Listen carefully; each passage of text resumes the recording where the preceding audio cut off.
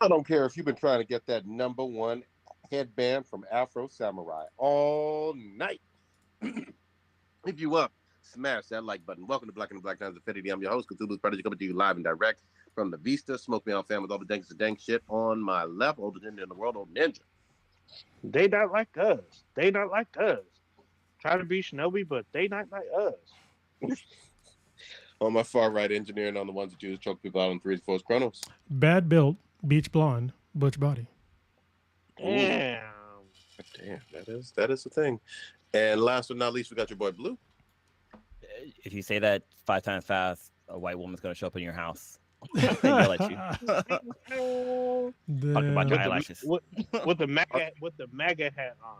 Are MAGA. you sure though that's not Dog the Bounty Hunter? Because I'm telling you, Maybe. Oh yeah, her comparisons also to Titans is also from Attack on Titan is pretty good. Pretty good. I'm just saying. Oh, I saw that one. Yeah. We'll talk about what we're actually talking about a little bit later. If y'all don't know, you have to pay attention to politics, which I know that most people probably don't pay attention to, but you should because there's morons that are in power that are probably representing you. So, yeah. So I was like literally like looking on my phone to remember what the hell she said because it's damn near a tongue twister. Like it's like there's no way you could say it like 5 times fast. Yeah. Good. Start us off with some stats, so Kronos. The stats are listener of the week would be somebody in Japan, and I cannot read kanji, so I apologize. Yeah, but thank you. Stop. Copy it, throw it in the Google Translator, see what it says.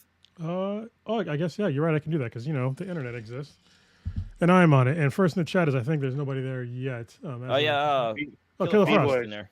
Yeah, B-boy. Good old B-boy. Yeah. All right. Let me look up what the fuck it says. Y'all bullshit for a minute. So. Old Ninja. Yeah, old ninja. What you? Yeah. I was gonna say. We're gonna pour out this week. We're pouring out some. What I have this week? Or what am I gonna have? Some. Oh, you know what? We're gonna pour out some Red Stripe this week. Oh, look at that. International. Yeah, we're gonna pour out some Red Stripe. I mean, it's not malt liquor. But it's brown and frothy. I think Red Stripe is a malt beer. I think. Is it? Yeah. Yeah, might be, maybe. I think it's a lager. Yeah. Yeah, it's a lager. Yeah, but we'll do some Red Stripe this week. It's mainly for me. I'll explain why later in the class. But we'll pour out some Red Stripe for Dabney Coleman.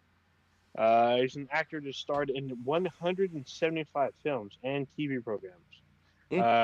Probably some of his most famous work that us old heads would know about was something like 9 to 5, On Golden Pond, Tootsie, 2 of my personal favorites, War Games and Cloak and Dagger, and then he was in You Got Mail.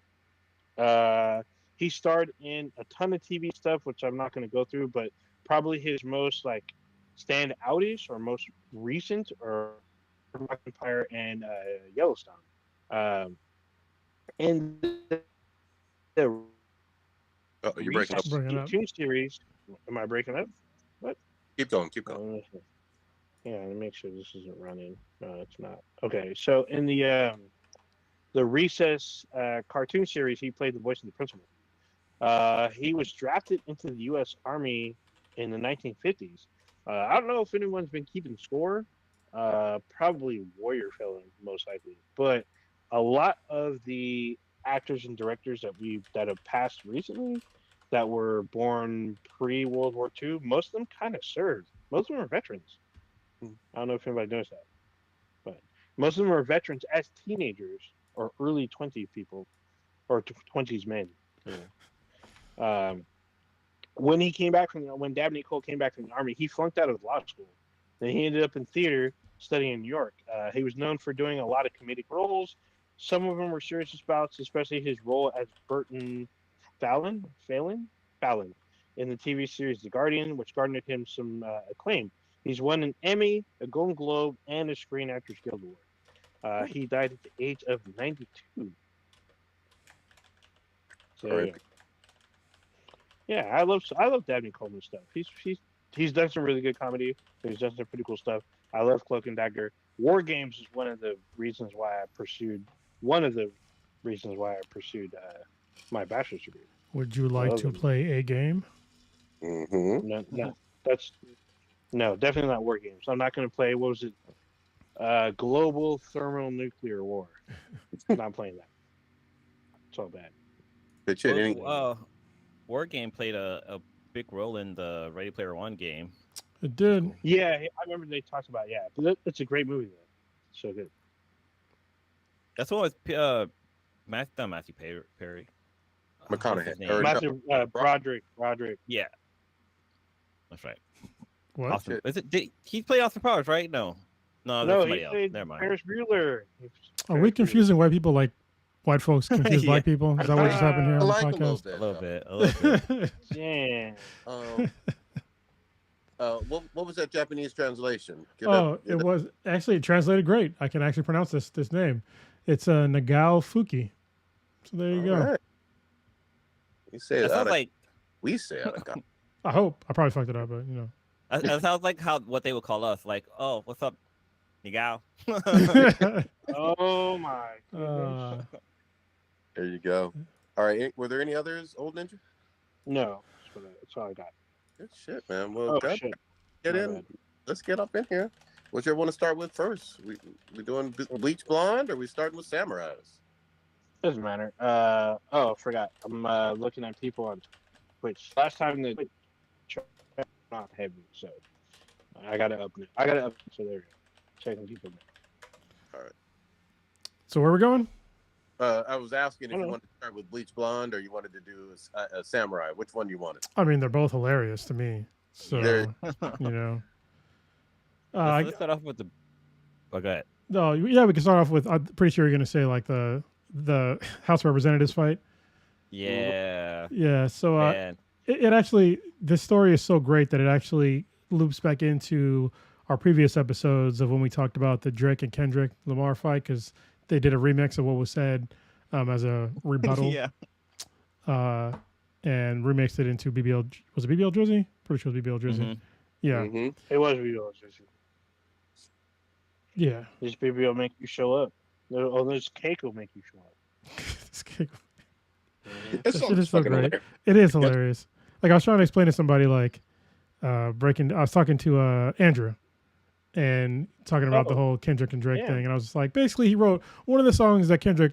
He basically he wrote a letter to Drake's son, to Drake's mom, to Drake's dad, to Drake's maybe not sister, daughter that may or may not exist. We don't know, probably not. And then Drake, Phantom Kid. Yeah, and then Drake himself all in one song, all dissing Drake. I was like, damn, man. He took a piece from Eminem's Stan story and then just kind of played on that. Oh man. But yeah, I mean, we talked about the whole Drake Kendrick thing, but I always forget J. Cole was wrapped up in that for a little bit, and he kind of was like, oh, I'm sorry for what I said, but I think he realized at this moment that he fucked up, so he just left. He made a business decision, and he was like, Kendrick is a wordsmith. He's got catchy fucking hooks and shit. I don't want to be infamous like BBL Drizzy. You know what I mean? Like, I don't want any of those problems. I can find my peace and serenity on a beach. You know what I mean? With a blunt and a bad beach bond blad bit. I don't know. Honestly, I don't see Drake recovering. Oh, wow. Like when this first started, everybody was thinking, "Oh, Drake will be fine," coming out of this. Even though everybody knows. I mean, if you listen to rap music, you know that Drake is not. He's not a great rapper. Yes, he makes catchy music and maybe make you dance and all that stuff, but he's not a great rapper. He's not a great lyricist. But people still thought that even after this happened, this beef, that he was going to come out on top because he was more popular.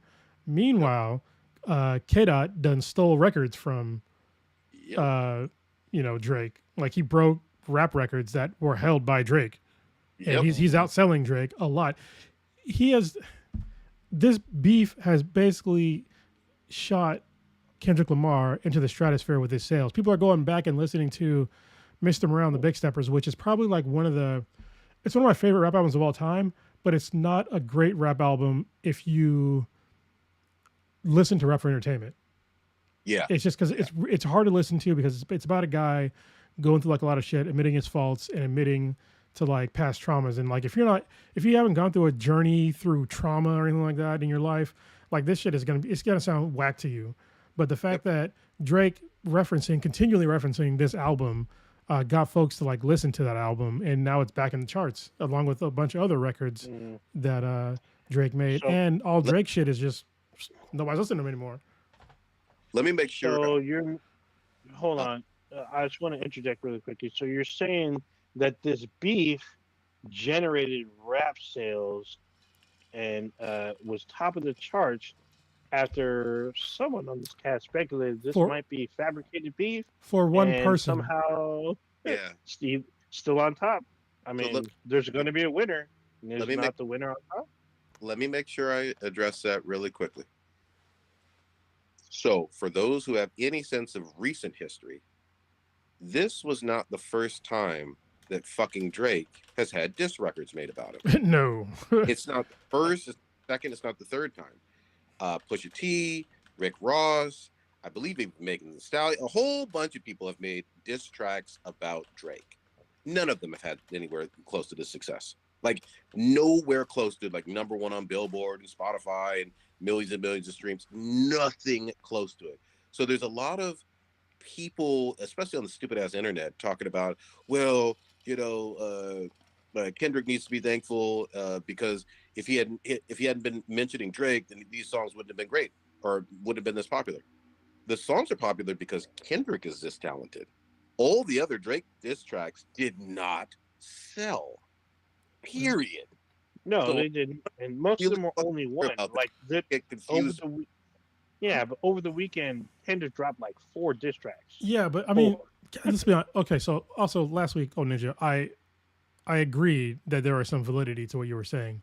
However, still historically, rap diss tracks do not sell like that. They do not sell like this. They never have, ever.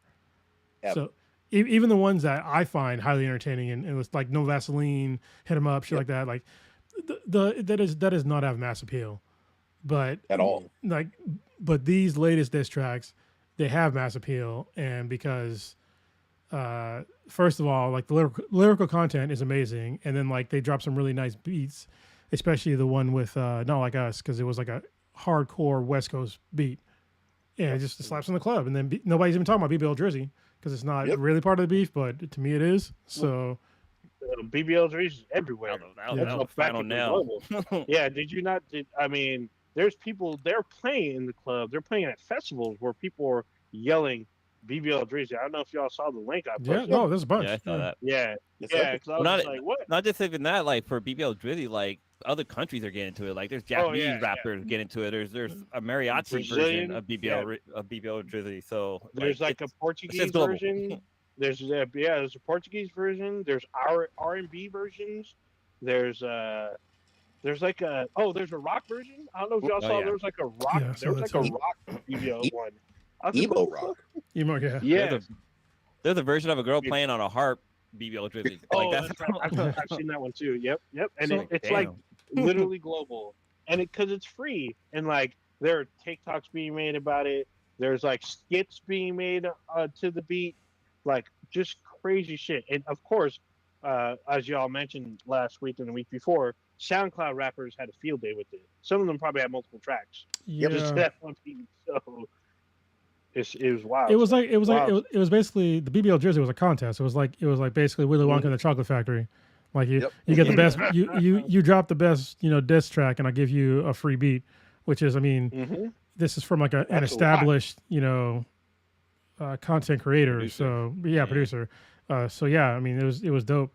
I think the only way that Drake can really come back from this is if he maybe does like some kind of drug that makes you reevaluate your life, like maybe ayahuasca or something like that. And then, he realizes how wrong he was, and then he he drops like his version of Mr. Morale. Like, I don't see him coming back, especially like the way that he talked about, like, people don't seem to understand that Drake exposed himself as fundamentally misunderstanding Black culture in America and Black trauma. Like when he went back and tried to talk about how Kendrick said that he was sexually assaulted and Mother I Sober. It's like, that's not what he said. Exactly. Like at all. And the fact that you just kind of glossed over that shows that, first of all, it's not really important to you that happened to somebody, if it did, which it didn't. And then second of all, you don't understand like that whole album to begin with, because I think he's emotionally immature, which is fine. But I mean, he's in his fucking 30s, so late 30s. Yeah, late 30s. He's technically older than Kendrick. He's 37. Kendrick is 36. He needs to have, like, in your 30s, you need to kind of figure yourself out. And I don't think that he is in a place in his life where he can figure anything out except for like making money off of songs that you listen to in Target. Hold on. Both of them are in the late 30s? Yeah. What the fuck? Yeah. Oh my God. I had no idea. I didn't know that either. 20s for some reason. No. Wow. Drake's been around for a minute. And what's particularly interesting about Drake being of that age is if you listen back to his older songs when he's talking about girls, really, and like specifically calling them teens and like referencing their ages, and he's like in his late 20s at the time. Yep. And there's some very disturbing stuff, and like him talking to these, celebrity women or girls, really at the time they were girls, when he was in his late 20s, like it's super gross. So yeah, and let me just really quickly add this to that. I mean, it'd be gross for even a regular person, obviously, like just a regular dude working in an office or whatever, or driving a UPS truck. DMV. You're a world famous celebrity, and you're using your fame in a really creepy manner with teenage girls.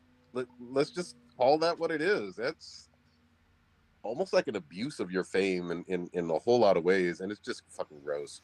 That's why all of the not like us, very overt allegations hit so hard, because people know that he has that fucking history. Yeah, I mean, and Diddy just, we got to bring it up. I mean, Diddy's going down. I would be surprised if Drake goes down in a similar way. Wait. Before you get to Diddy, no Diddy. Did y'all see? I don't want to say the no Diddy thing because I think it's. Yeah, I'm not trying to. I got thoughts on that kind of thing now. So yeah. Yeah. So wait, did y'all know that? I guess Billie Eilish was talking to Drake, or he was talking to her, really? Yeah, when she was all about it. She was like, "I turned 18 today," and he was like, "I've been waiting," and it's like, this is public on Instagram, bro. What are you doing? Yeah, it's on TikTok too. It's on TikTok, and then it's on YouTube Shorts. So someone merged together, like Billie Eilish being interviewed about her talking to Drake. So I love Drake. He's so nice, and he calls me up and and then like it cuts to Millie Bobby Brown saying the same shit. Yeah, I like a red carpet event. I'm like, what the fuck? And it's like years ago.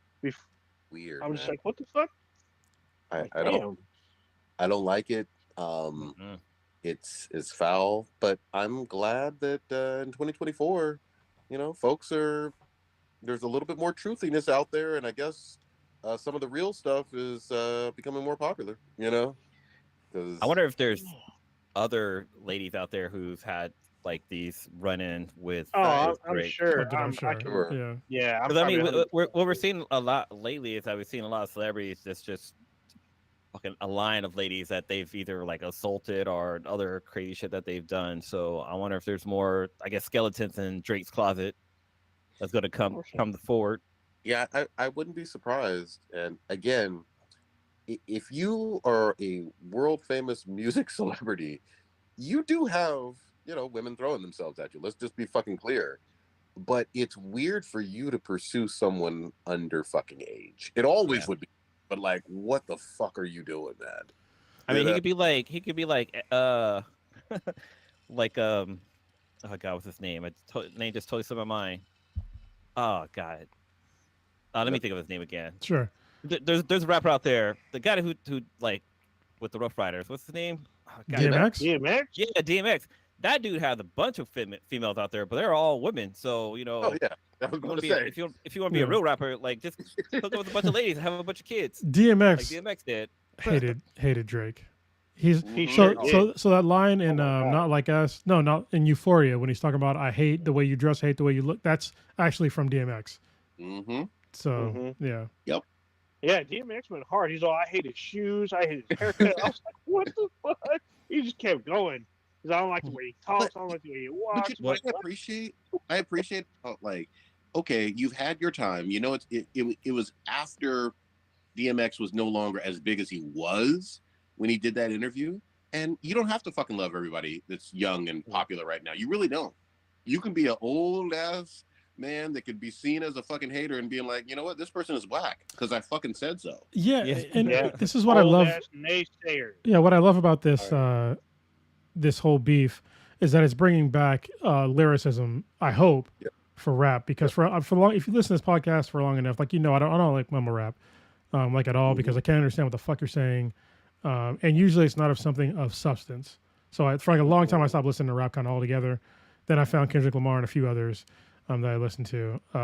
But the fact that this is charting so high and the lyrical content is there gives me hope for rap in general because I don't see people wanting to go back to, well, maybe I'm of an older generation, so I don't know. Maybe the kids are thinking something else, but I don't want to hear about, somebody mumbling about their fucking, black and white car again. Like I'm good. Well, yeah, that's the color of your car, and you're just saying it over again. You have a nickname for your car, even though I like the song, but I'm just saying, like it was because the beat was dope, but the bars are whack. Wow. You know what's funny is in the same interview, because it's from the Breakfast Club. They asked DMX, and he praised J. Cole. He's all J. Cole's nice. Actually, he literally only praised J. Cole and one other rapper. Everyone else was like trash. Well, at the time, he didn't know about Kendrick Lamar yet at that same interview. So. I don't think so. I don't think it even brought up. No, they brought it up. I watched the clips of that interview. And then also there's that one video where there's a YouTuber named Swoozy who's interviewing President Obama, and he asked him like, "Hey, who's a better rapper, Drake or Kendrick Lamar?" And President Obama said, Kendrick, because the guy has style and like he's got bars, and Drake he said was more poppy. So even President Obama knew about that. Hey man, it is what it is. I just love the fact that the Drake tracks are not like, especially his most recent ones, they just aren't as catchy.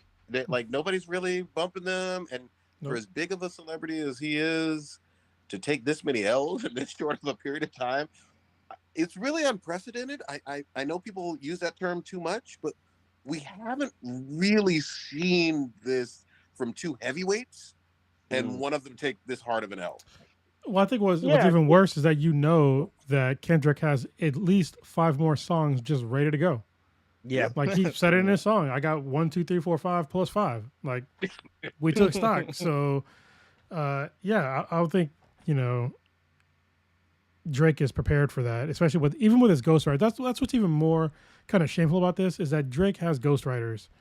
And I think that with the Heart Part 6, I don't think he I think he actually wrote that, not his ghostwriters. Yeah. Because it's very sloppy, to be honest. Yeah. And the other ones they weren't that good. And Kendrick Lamar is just actually you know what's funny though? In one of Kendrick Lamar's songs, he actually messes up. I think it's in Euphoria where he talks about Joel Osteen. Yeah. Yes, he was not in. He's not a fucking actor. Joel Osteen is the preacher guy that makes too much goddamn money. So he was never in. What is it? AI and Anyway, I see dead people. So he fucked up on that. So I gotta call that out. He meant to say Haley Joel Osment. Yeah, it does rhyme better though. It does. I did better. It did. That's wild shit. You know what's funny is like even though this is kind of as I said, kind of revitalized hip hop as everyone's talking about now. But the thing was, it's been it hasn't been since like the early 2000s that we haven't seen heavyweights go into some beef. Usually the beef is it's usually somebody that's a minor act versus like someone that's like really big. I mean, I would even say the MGK versus Eminem. That's actually that's what my friend Mike just said. I knew who MGK was, but to me he was not nowhere near as big an artist as Eminem. And then like when what's that one dude? That dude Cassius, when he came for LL Cool J, That shit felt fabricated to me. But nobody knew who the fuck he was. Cameron. Cameron. Cameron. I knew who Cameron was. Yeah. Yeah, I it was Cameron. I knew who it was. Yeah. I thought it was. I thought his name was Cassius, like some new cat. But Wasn't it whatever, I knew Cameron? Cameron Oh no, was. Cannabis. No, Sorry. it was Cameron. No, it's Oh, yeah. Cannabis. No, Yeah. that was the name of his song. Cannabis, that's what it was. Yeah. Yeah, It was Cannabis. Cannabis. Yeah, but nobody Dude, knew. I thought his LL diss track was really good. Yeah, I knew who he he was. And because he was, but nobody knew who the fuck Forgot about Cannabis was. that. You know what's He fun- can't even get his fucking name right. You know what's funny about Cannabis? So- Is that he joined the Marine Corps and he got kicked out. Uh-huh. Guess why? Because he was smoking that cannabis. Oh, damn. But you had for like heavyweights or whatever. Obviously, you had Jay-Z and Nas had some really good tracks. Yeah, like I Yeah, said, Ether. early 2000s. Yeah. But again- during the odds. But again, Big- though, those diss tracks Tom- were not yeah. big sellers. No, Nope. nowhere close. They weren't top of the Billboard. What's it called?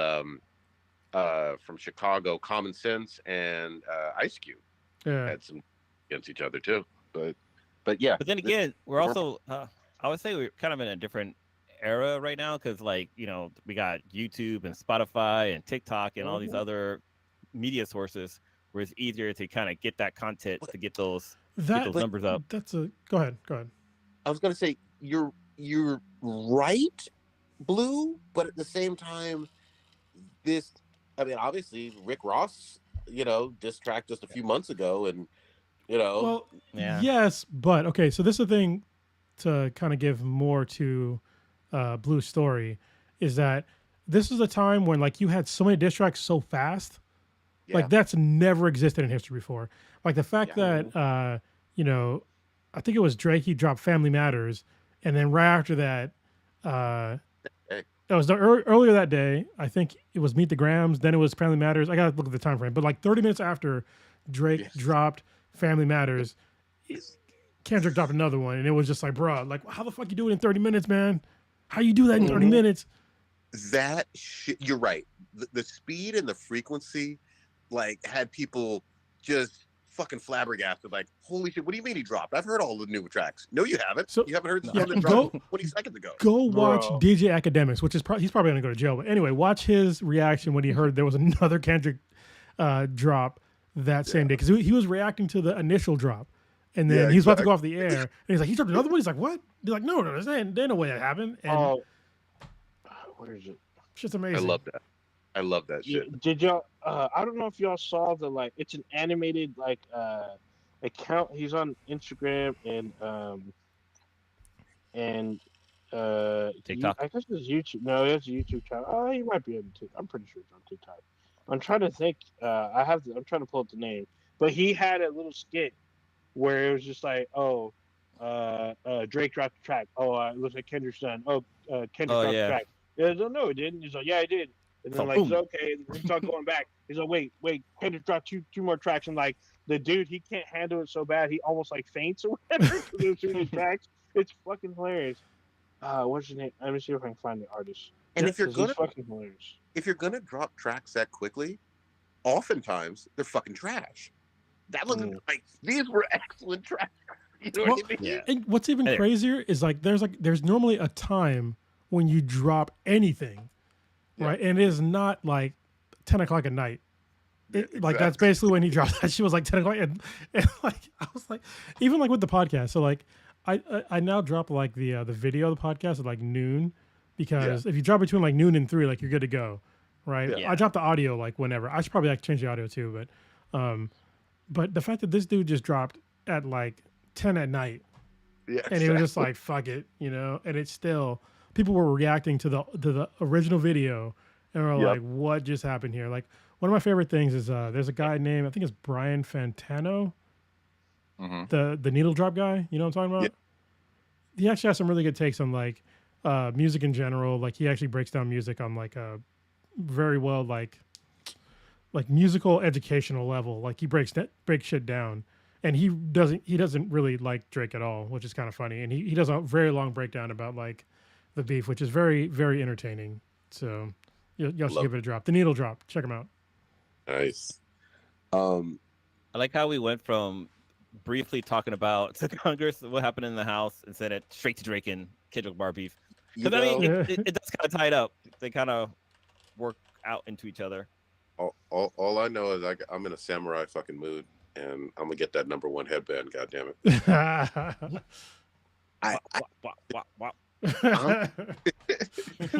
I'm gonna play. I'm gonna play the fucking shit out of this Assassin's Creed. All right, here we go.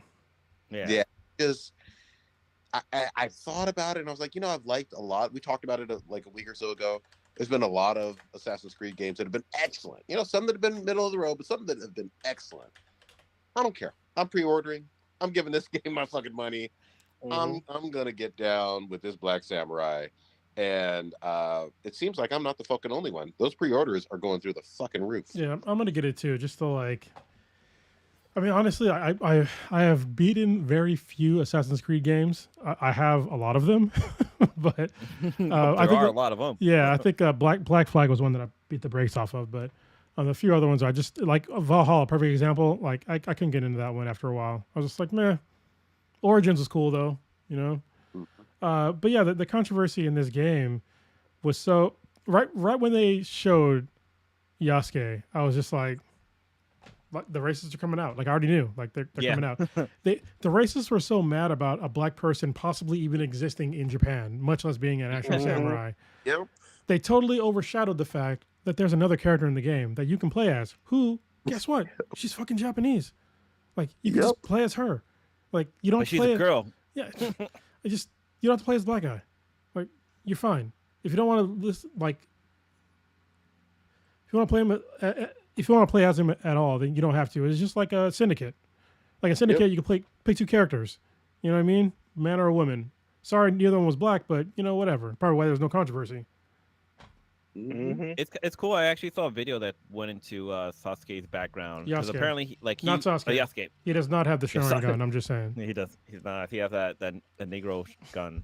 But no. So I was listening to a podcast and they were talking about him and like I don't know. I can't remember the full details, but like he was originally like he was a slave in India and they taught him how to speak like I guess Indian or Hindi.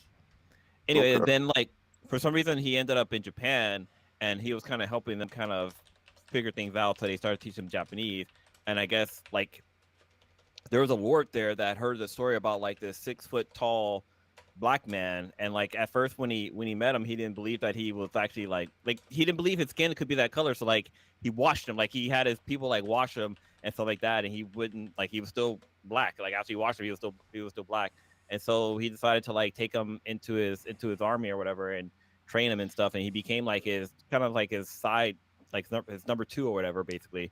And like all this other stuff happened.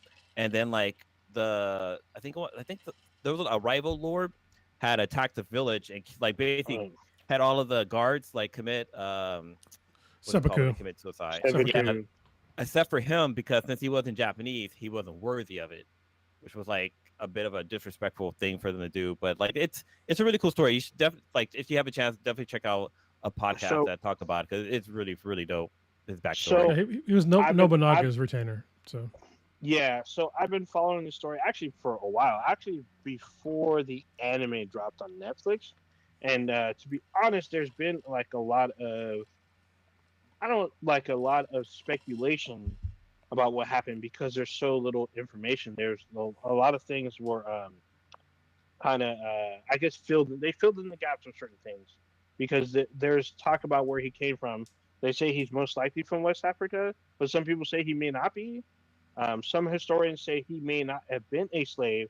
He may have been actually hired as a bodyguard and trained to be a mercenary by the Portuguese.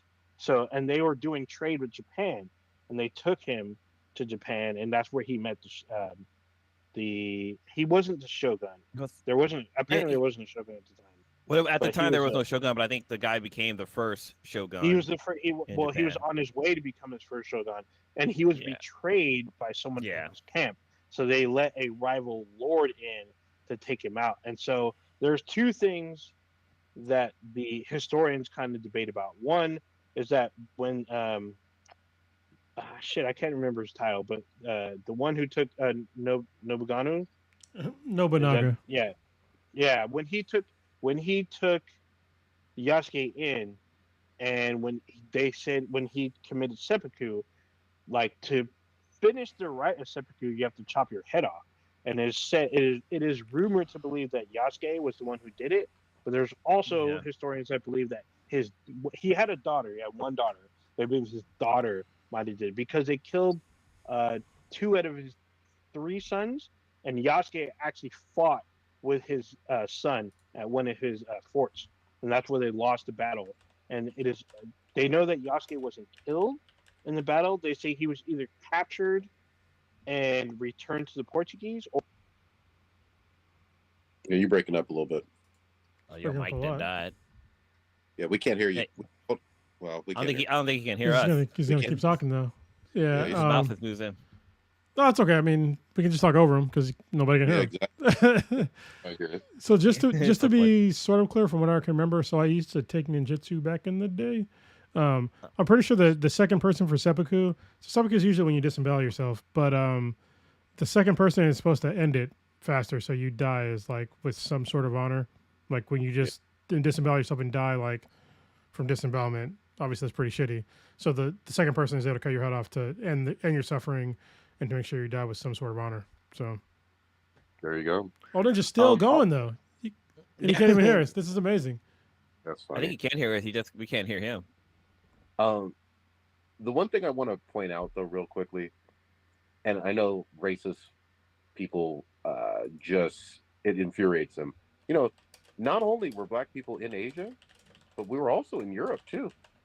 Like, there's depictions of obviously in like all over England and Spain, and the Moors ruled over Spain. Like, there's black people pretty much everywhere. Yeah, you know, throughout the ancient world, and it's just, I don't know. It's fucked up that you want to erase black people in like science fiction stuff of the future, and you want to erase them from history too. Yeah, I don't really understand that, especially when we have, somebody brought it up before, but like Neo, the main protagonist is some white dude with blonde hair and blue eyes, and it's just like nobody seemed to care. But meanwhile, you have a black dude, fucking everybody's up in arms, and they're like, oh well, and Neo is like supernatural, blah blah blah blah. Okay, so we're talking about Assassin's Creed. You're literally going into a machine to go back in time to like relive these lives, and you have these crazy like things that can do supernatural shit. So just like please fucking stop it. Like, yeah, it's a video game. Yes, this one happens to be based on a person that existed, but they're also doing shit that you can't really do in real life. So, like, nobody was climbing up buildings that tall, jumping off of fucking that building and landing in a bale of hay and being fine. Yeah. You would fucking die away. from that height. You mean there was no secret order of assassins fighting a wizard pope that had alien powers? Yeah.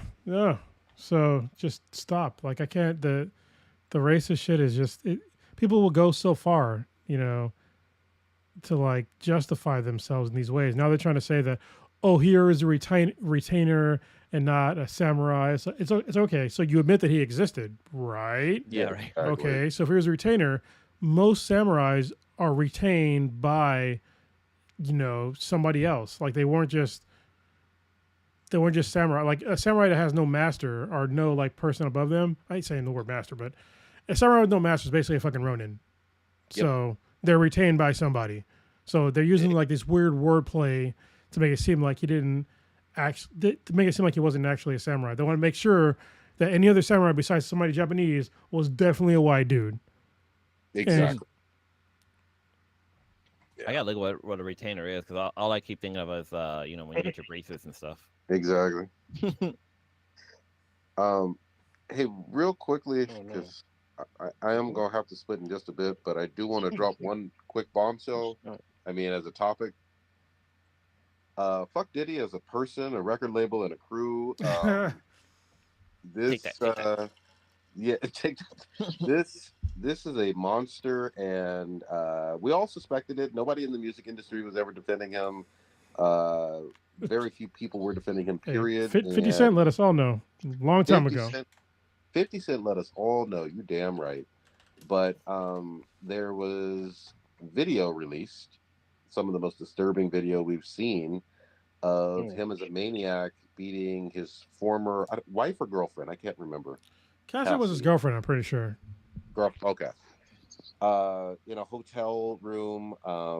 You know, I don't have to describe it. I mean, if you want to see the horrific stuff, you can see it for yourself. But I'd caution you, it's real fucking ugly, and you could construe it as him basically trying to kill her. You know, all the way around, fucked up. Fuck him. Go ahead. Yeah, I mean, like when the video, because we've seen other videos of like celebrities just losing their shit and like attacking their significant other. Like we saw the football player Ray Rice, like, yeah. Or was it Ray Rice? He punched his girl in the elevator and stuff like that. But this one, like the girl, she's like running down the hall. I think it's Casey. It's Casey, right, or Kathy? Cassie. You know, between me and you. She's like, well, I know. I just Chet hit song. I mean, come on. Yeah. But she's like running down the hallway, and he's like, first of all, he's running down the hallway with a towel on. So like,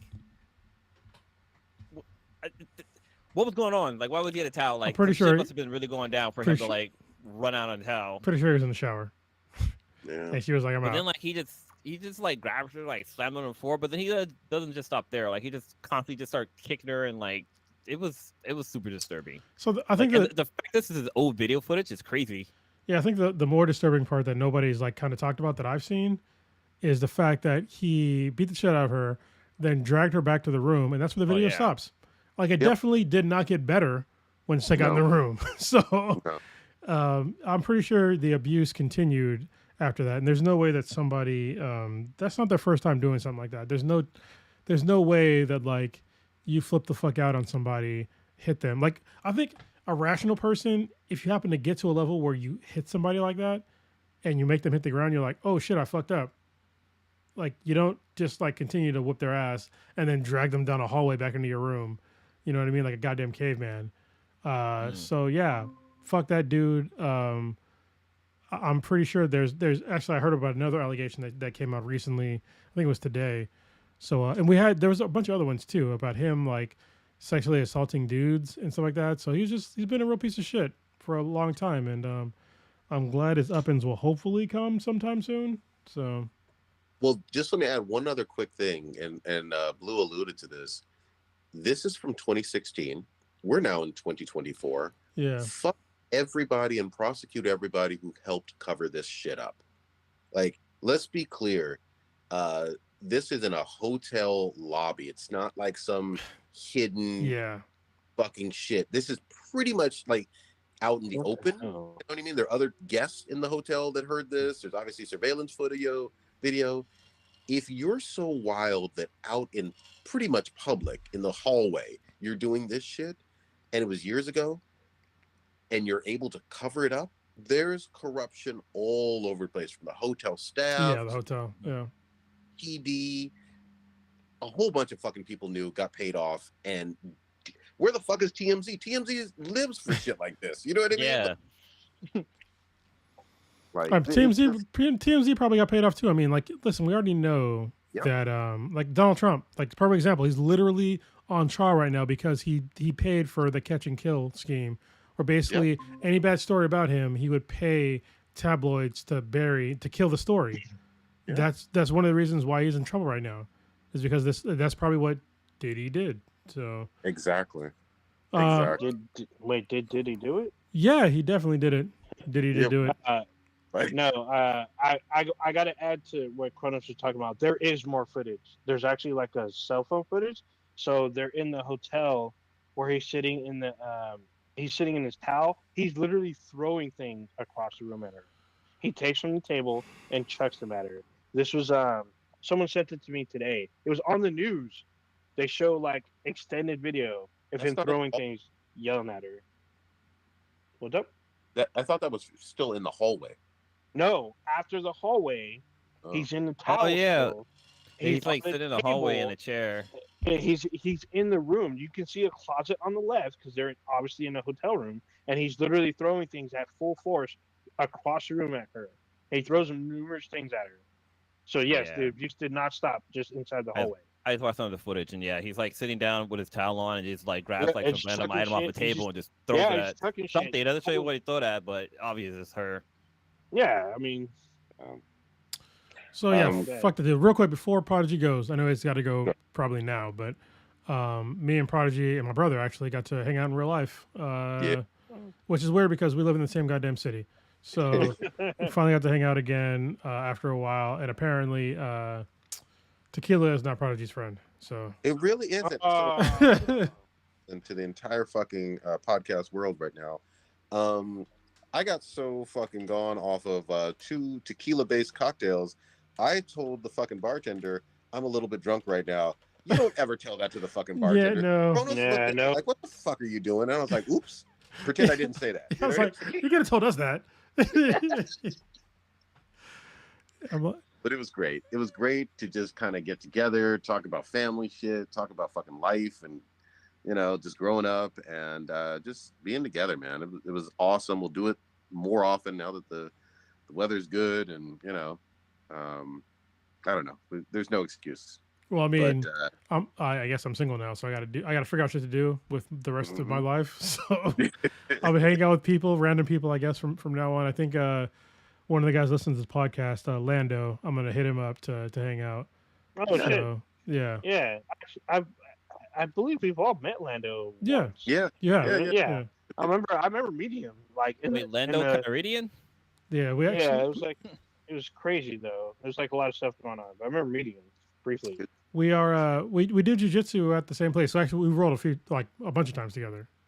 So yeah, which is crazy. I think I told the story, but like, I was at like a promotion for I think with my daughter, and he was like, "Do I know you?" And I was like, "What are you talking about?" And apparently, he listens to the podcast, and so I just randomly met him. Yeah, I knew his brother from the podcast from SDCC. So yeah.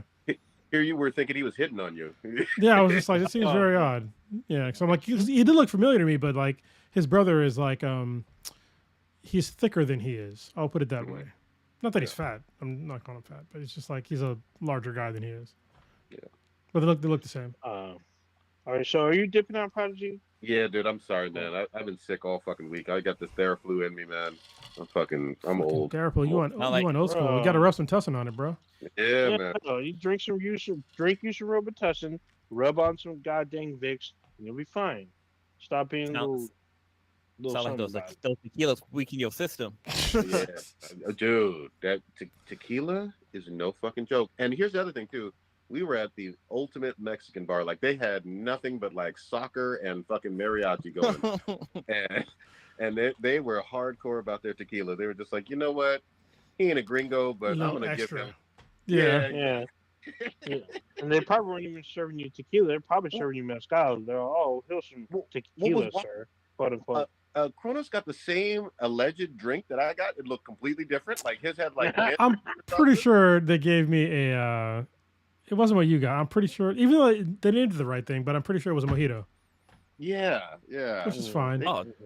They gave me just a tall glass of shut the fuck up and go fucking cry somewhere in the corner. That's what they gave me. So if you're in San Diego, Chula Vista area, go ahead. It's all good, Prodigy. We gotta go. All right, man. Peace. Later. Later. All right. If you're in the Chula Vista, San Diego area, there's a place called La Nacional that is on 3rd Street in Chula Vista. It's like the little downtown strip. It's a great restaurant and bar. So hit it up.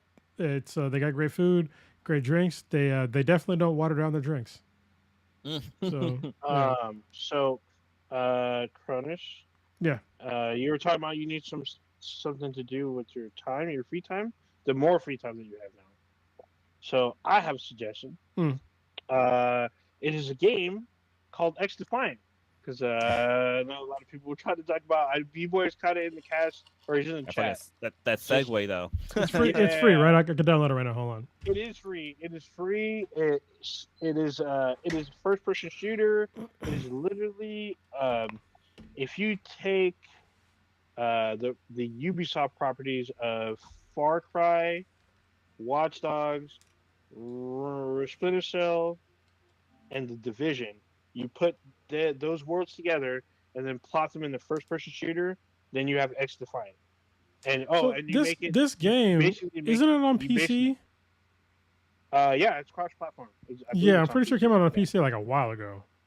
So it's in like different beta forms, and it got stalled. But apparently, it's supposed to be out last year.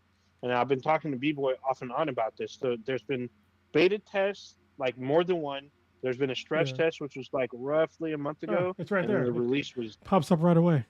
the release Trending was games today. So it's been pretty interesting. Like it is free. If you have like a Ubisoft account, I guess you get a couple of free boosters to level up they have a battle pass, obviously. Still loading and now. then so you can do your battle pass, you can level up, and then like so I was trying to play through it. So it is a first person shooter, but there's no team deathmatch. It has like Overwatch modes. So it has like all these modes. So there's like an escort, a basically King of the Hill, a I guess like it's kind of like kill confirmed or like a I guess kill confirmed. I don't know what it's called in other first person shooters. Basically, when you kill someone, you have to pick up something that they drop. In Destiny, it's called conquest. You have to pick up like capture the flag or something.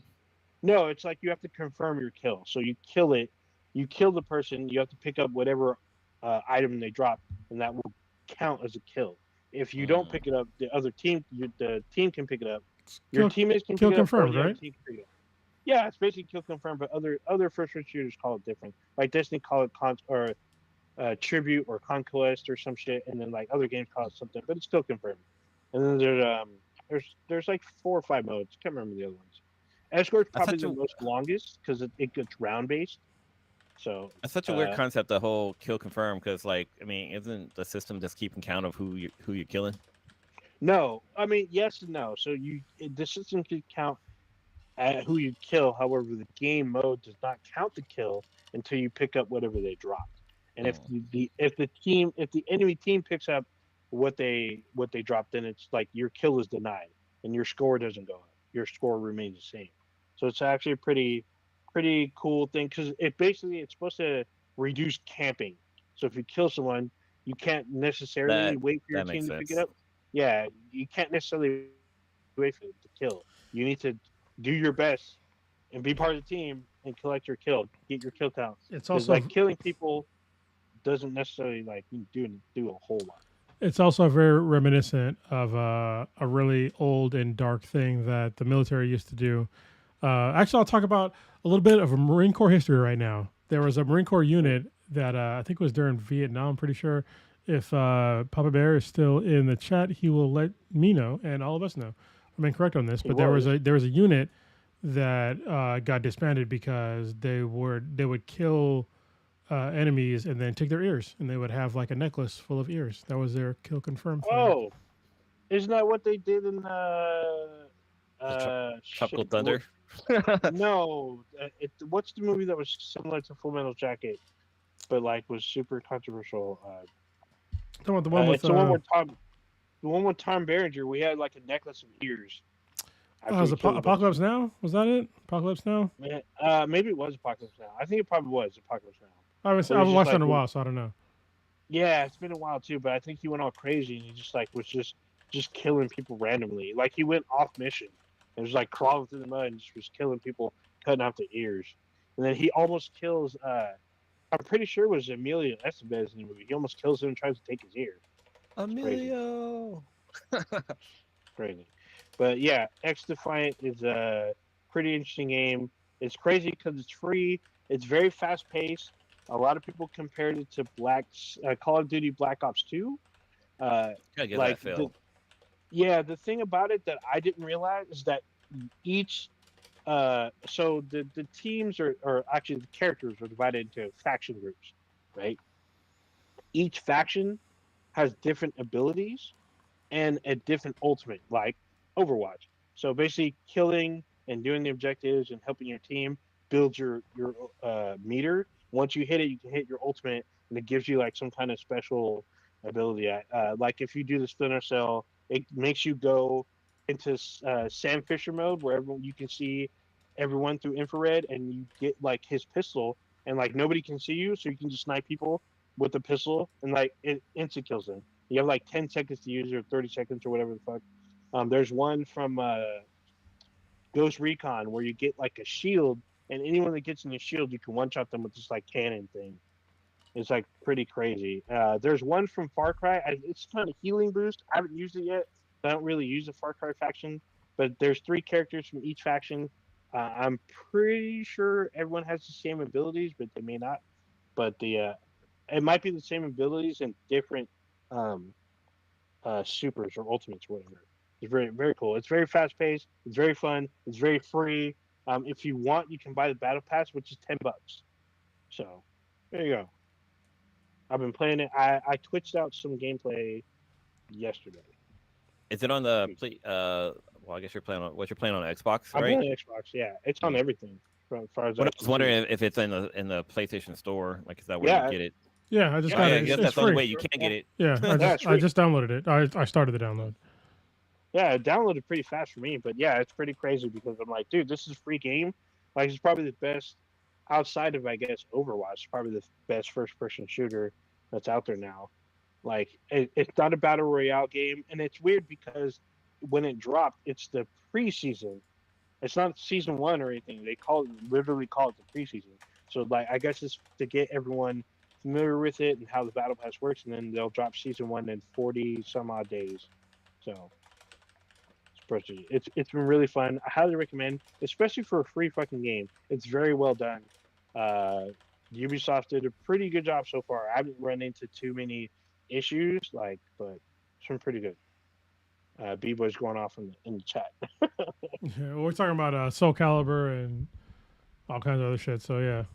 Oh yeah, he's talking about hotshot mode. That's the other mode. That's the only mode I haven't played. I've been playing. It gives me escort a lot. And escort's the longest mode because it's round based, and like it depends on like who can escort this drone, big ass fucking dog drone with supplies. And it's cool because you can resupply yourself with the drone. If you're on either side, either enemies or friendlies, they can resupply their drones. It's pretty fucking funny. But like basically, one team, if they can get all the way to the end mark, then they get a timestamp, and the other team has to beat that time. If they don't, they lose. Pretty cool. I'm liking a lot. Yeah, hotshot. Yeah, you had me at free.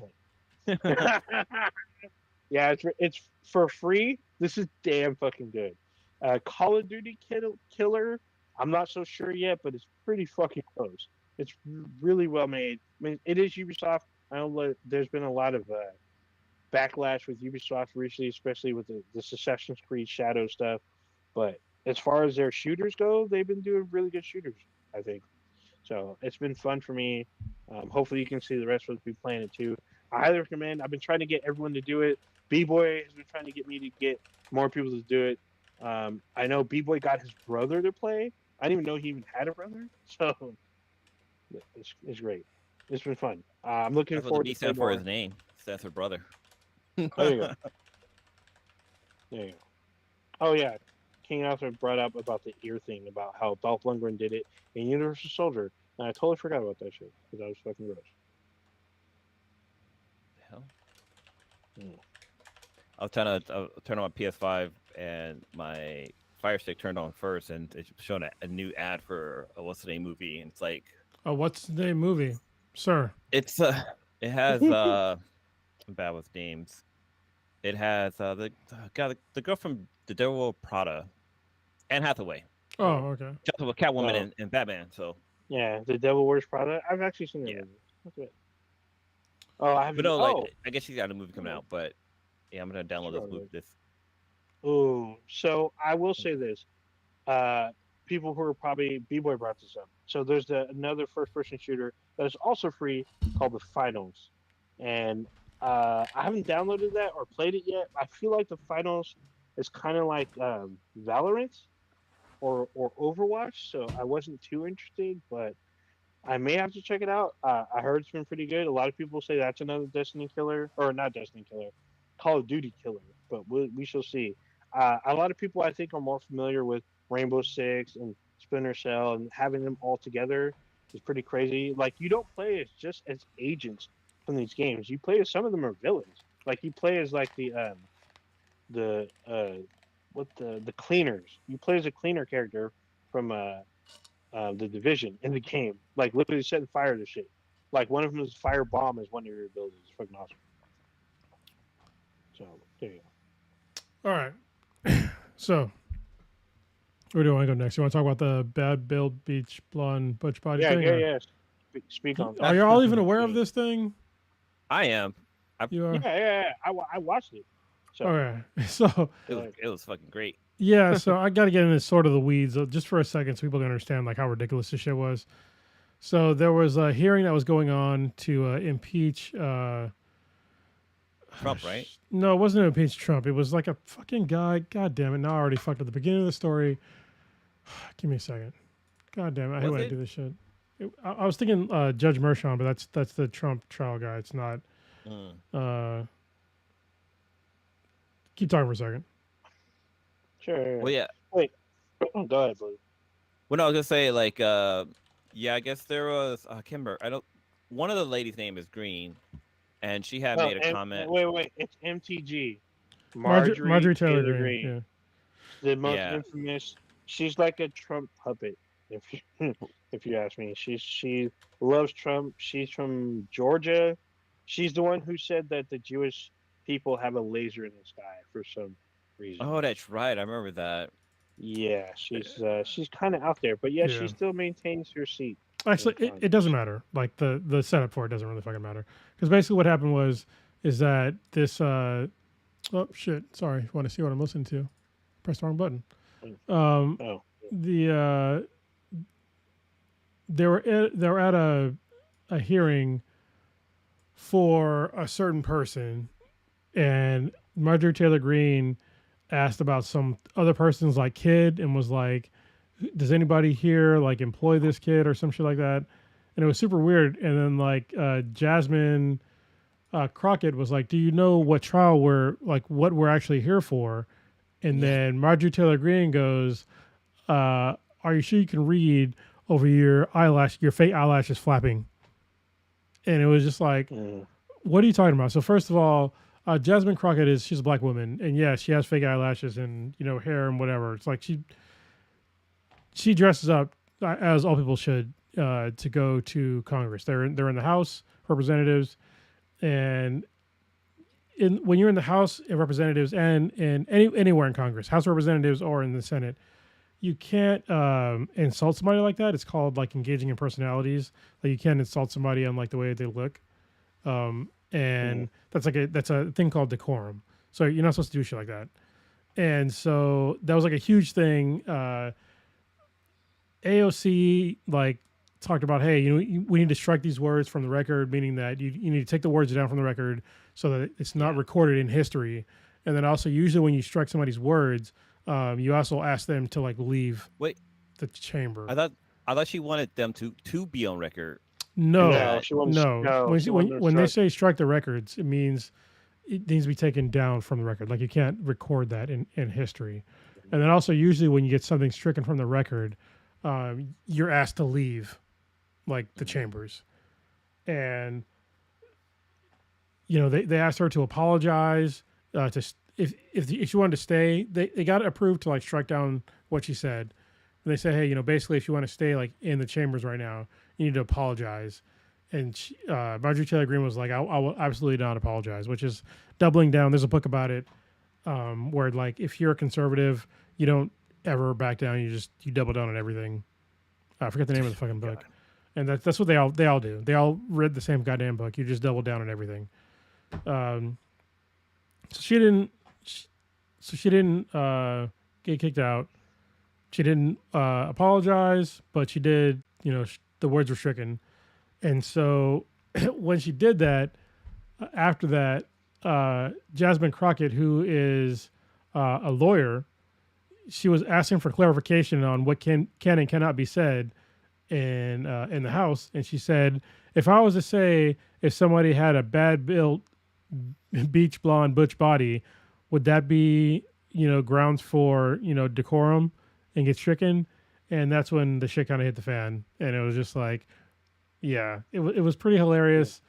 I think that MTG, who was, I think she's a representative from Georgia. She's Georgia. Yeah, and Jasmine Crockett, she's a representative from Texas. She's a Democrat. Jasmine Crockett is a Democrat. MTG is Republican. One of the kind of the worst ones. Actually, I want to say I don't want to say she's Republican. I want to say she's MAGA. She is MAGA. She's hardcore MAGA. Well, this is one of the things that I'm realizing more and more now, is that people try to differentiate the Republicans from MAGA, but I am no longer giving any of them a pass on that because they all let this bad behavior, like this is a perfect example. She should have been kicked out of the chambers for her behavior for saying those words, and she wasn't. And this is from quote unquote, the traditional Republicans. They allowed her to stay in the chambers after clearly breaking decorum, and they didn't do that. The traditional Republicans are not willing to um, really, I don't want to say leash, but like tolerate. They're willing to tolerate these MAGA Republicans when they shouldn't. Like they need to like tell them, hey, you can't do this in Congress. Like you can't talk like this to other people in Congress. You're representing people. You should do it with some sort of respect, and they're not doing that. So the blurring the lines of this is MAGA and this is traditional Republicans.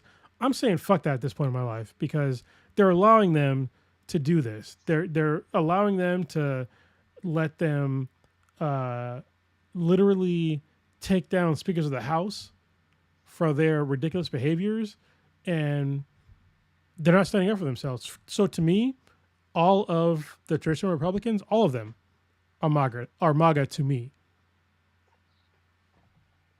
What kind of something that was interesting with the whole was it Crockett? Was she the one that made the statement, right? The bleach blonde, bad built, butch body. Yeah. So I was somebody had broke down what she had said, and they basically said that she created an alliteration. Is that right? Alliteration. And it's funny because like the person mentioned how like, oh yeah, she kept it professional because so each word started with the letter B, and usually alliterations are about like seven words long. So the last one would have been basically bitch. So it would have been beach blonde, bad built, butch body bitch is what she would have called her. But it's cool because that Crockett basically made a trademark out of it. Like she's selling shirts and then like the proceeds are going to certain things. But I know for sure Green's gonna come out of the woodworks saying that she owes her money for that because like it was her inspiration for the whole trademarking thing and this and that. So I wouldn't be surprised if she came and saying that Crockett owes her money for trademark.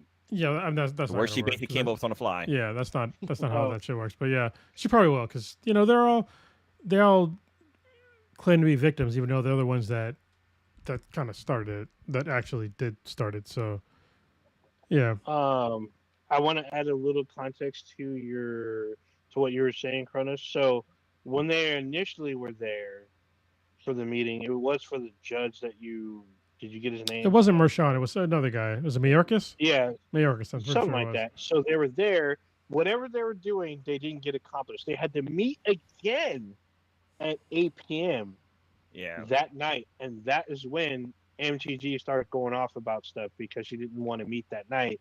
So she starts like going in on people. Maybe she's cranky or some shit. I have no idea. But it was late at night. They had to reassemble, and like that's when things kind of started to go down. And they were, if you watch the video, there are still members still trying to get to their seats. Yeah, because didn't they like recess or took a long break? So like they took a long break, like hours long. But they went to go support something, right? Like did they go support like I think was it a Trump trial or something like that, or another trial that was going on? I have no idea. I just know that they took a break between whatever they're meeting for earlier in the day to meeting at 8 p.m. that night. I'm like, damn, they had to meet again that night? Like, what the fuck? So that was interesting. So there's a guy who wrote a country song, and it's called Blonde Bitch or Bleach Blonde Butch Body. I can't for the acronym, but Bad Built Bleach Blonde Butch Body. Yeah, his name is Tennessee Brando, and it's pretty fucking funny what he made. It's actually pretty catchy. Wow. Yeah, and actually, Jasmine Crockett shared it, I think, on her Twitter page. I will not call it X. Because if I go to twitter.com, I go to Twitter. Yeah, so Twitter.com, I believe, takes you to X here, right? Yeah, but I go to Twitter. Takes me to Twitter. Yeah, I put in Twitter. It just literally just said change to x.com. I literally just typed in there right If now. I type in Twitter, it still I says typed Twitter. in Twitter. I said it says twitter.com, and literally the address changed to x.com. And Nope, I'm greeted to X happening now, join today, blah blah blah. not for me. You have an Even account. though it says X on the page, but I'm on twitter.com notifications, and it's So to me it's Twitter. let me ask you this: are you signed in on that browser? Yes, Okay, that's why I'm not signed in on this browser. I So am 100% signed twitter.com, in, and I think I'm not signed in. once it goes to x.com, we're done with x.com. Oh, okay. This is Uh, like I'm a cunt hair's way away from like leaving the platform in general because of the way that like if you look up like hold on, something was trending the other day, like I think it was blacks, like literally it's probably blacks. the N word again. And, no, it was literally just like blacks, and it was like all these things, and it's like all this like super racist shit against like black people, and it's like, you know, what the fuck. So Elon Musk fucked up this whole platform, and this is why it's not losing money because of whatever the fuck he's saying. It's because of stupid shit like this. It's because there's the moderation that they have on Twitter is fucking terrible because they got rid of the teams that used to moderate things even at a low level. They don't do that anymore. Things stay up that are fucking terrible, and it makes their platform fucking terrible. And the fact that they're now you can pay for the blue check mark. The blue check mark used to mean something on Twitter. Now it means that you're a person that doesn't have a lot of followers that pays for notoriety and to get like your voice heard over others. And usually like a lot of them are fucking racist pieces of shit. So Usually, and also does it like do they verify that you are? Because the whole check mark means that the person is verified, that they're actually who they are. that's Like, what it does the used to check mark mean. that you pay for does it mean that this person is really this person, Well, it used to be or that mean that? it used to be that you had a certain number of followers and you were verified. Like I'll give you a perfect example right now. Like there's I don't even know who the fuck this person is. Could be a bet. Nope, it's a great example. All right, I looked literally at the next tweet down. I looked at what was it? It's our Trump, and that's the at it's our Trump, and it's a black woman, and it's the blue check mark. They have 564 followers, and all of it's all about like this weird like right wing agenda thing, and it's like all this fucking stupid bullshit. And if you're like, oh, well, it's somebody black that can't be, yes, black folks can be racist against their own people.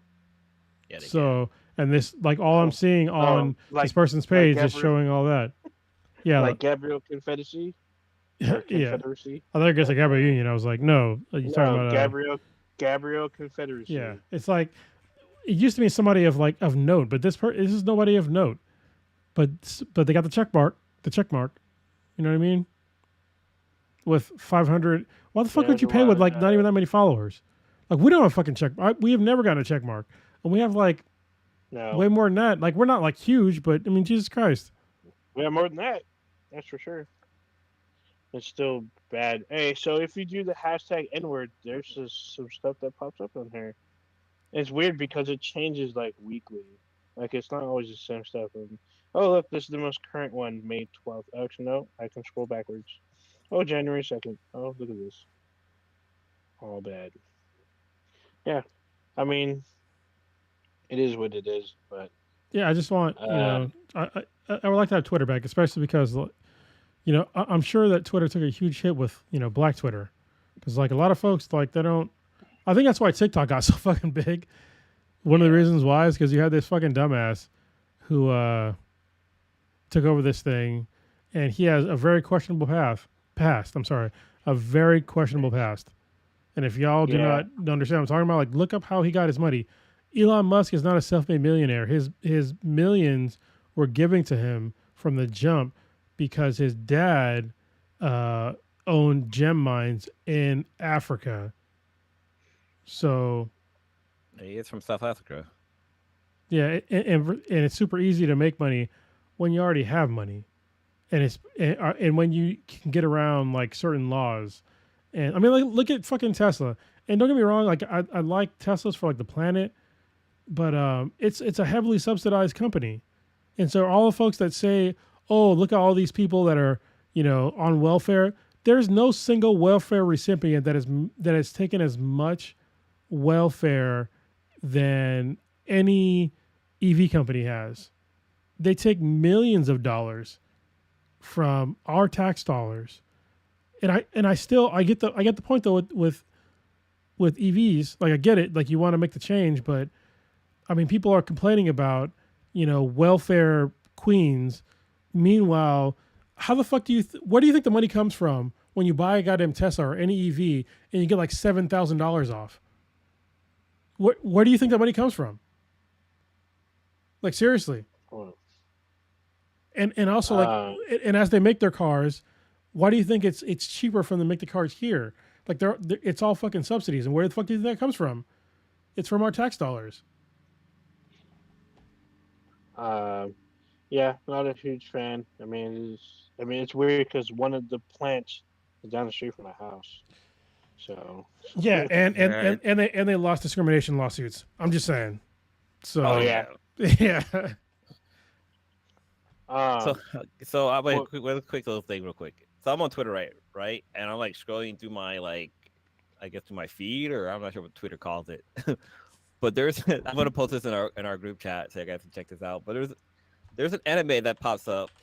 So Twitter, there's adult content on there, and so this is adult anime, hentai. So anyway, so this guy's in like a traditional like Chinese like martial art style like costume or outfit, and he jumps out of his clothes and he jumps onto this woman's head and like just starts like doing her face. And then he like jumps up, grabs her by her head, flips her over, and she like lands on him. Like it's ridiculous. I'm not even sure why this show is on my feed, but it's really fucking funny. It's definitely not safe for work. I think I know what you're talking about, and I think it's old. But B-Boy brought up a good point. Like now, Twitter X is overrun by like porn bots. Like there's a lot of like what they use like popular artists and be like, oh, guess what this person did, and then like it says don't check the comics, and if you do, you kind of get like the app kind of like freezes.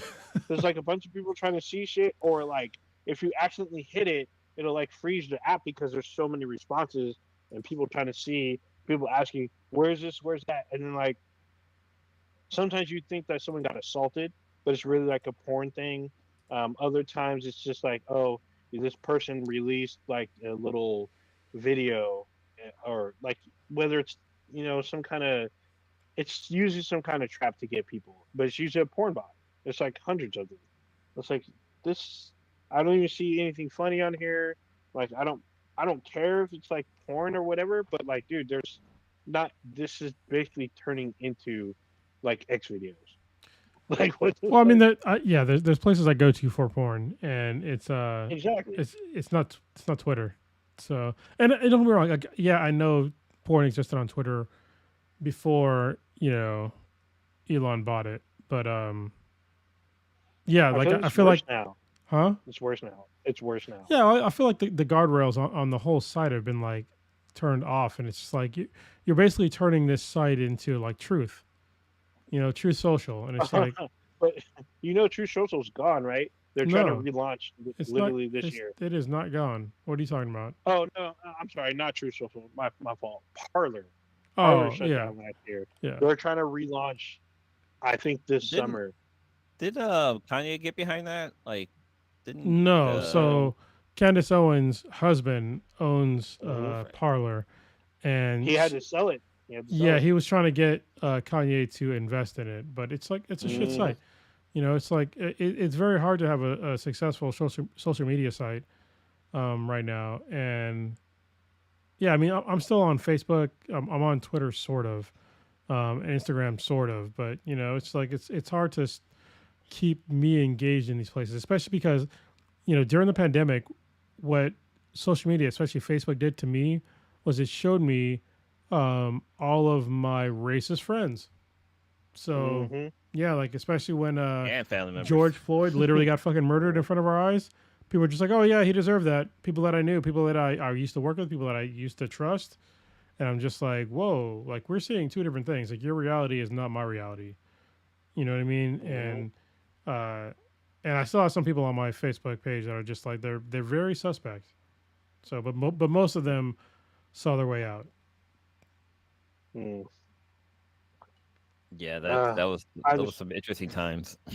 Yeah, I feel like 2020, especially social media, just ousted most of the people that basically who I suspected, or basically what was it that we were saying? Everyone kept saying in 2020 is like when someone tells you who they are, believe them. Yeah. And that's what I saw in 2020 is a lot of like stuff like, oh, I kind of get the feeling they were this way, and now I see it even more. Like you show it to me in full Technicolor, and I'm like, okay, I'm probably not going to engage with you any like either less or not anymore. There are some people that saw their way out without me even saying anything. I barely even said anything on social media that whole time. And some people just like, oh, I'm just not gonna. I'm like, all right, you can. I guess the virtual door's that way. Yep. Bye bye. Get the fuck out. Yeah, it was just very strange. There were a couple of surprises. There were some people I was very surprised to see. Like I was like, I did not expect this from you. Like I was like, I don't know what to do about this with this new information. I was just like, what the fuck? Well, you know, there are people that, for me, I come from a military background, and there are folks that I served with, that were the same folks that were just like, I got to explain a term to everybody right now that's listening. There's a term that's called, there's only two kinds of Marines. There's dark green Marines and green Marines, which is obviously that's a differentiation, which that term alone started to bother me over time. Because I'm like, you're already saying that there's like two different kinds of Marines, like the white folks and everybody else. But, those, some of the white Marines that I knew. Wait. I'm sorry. That's what that means? Yeah. Is that what they're saying? If you think about it, God. which I did over time. I was like, yeah, it means like white Marines and all the other Marines. That's what green Marines and dark Marines, green Marines mean. Anyway. Wow. Those same sort of folks, when I was bringing up like issues after George Floyd died and he's murdered, and I was bringing up all these other issues about like racist shit, and they were just like, oh, you just like love to bathe in racism. You're like, you look for all this shit. I'm like, motherfucker, you serve with me. Like, you know what shit was like. And they also ignored shit in the Marine Corps. So in the Marine Corps, after I got out, they literally had to stop showing pictures and names of the people that were trying to get meritoriously promoted, which meritoriously promoted means that like it's getting promoted based upon like on merit, but like kind of early. So basically you take a bunch of tests and you can get promoted early.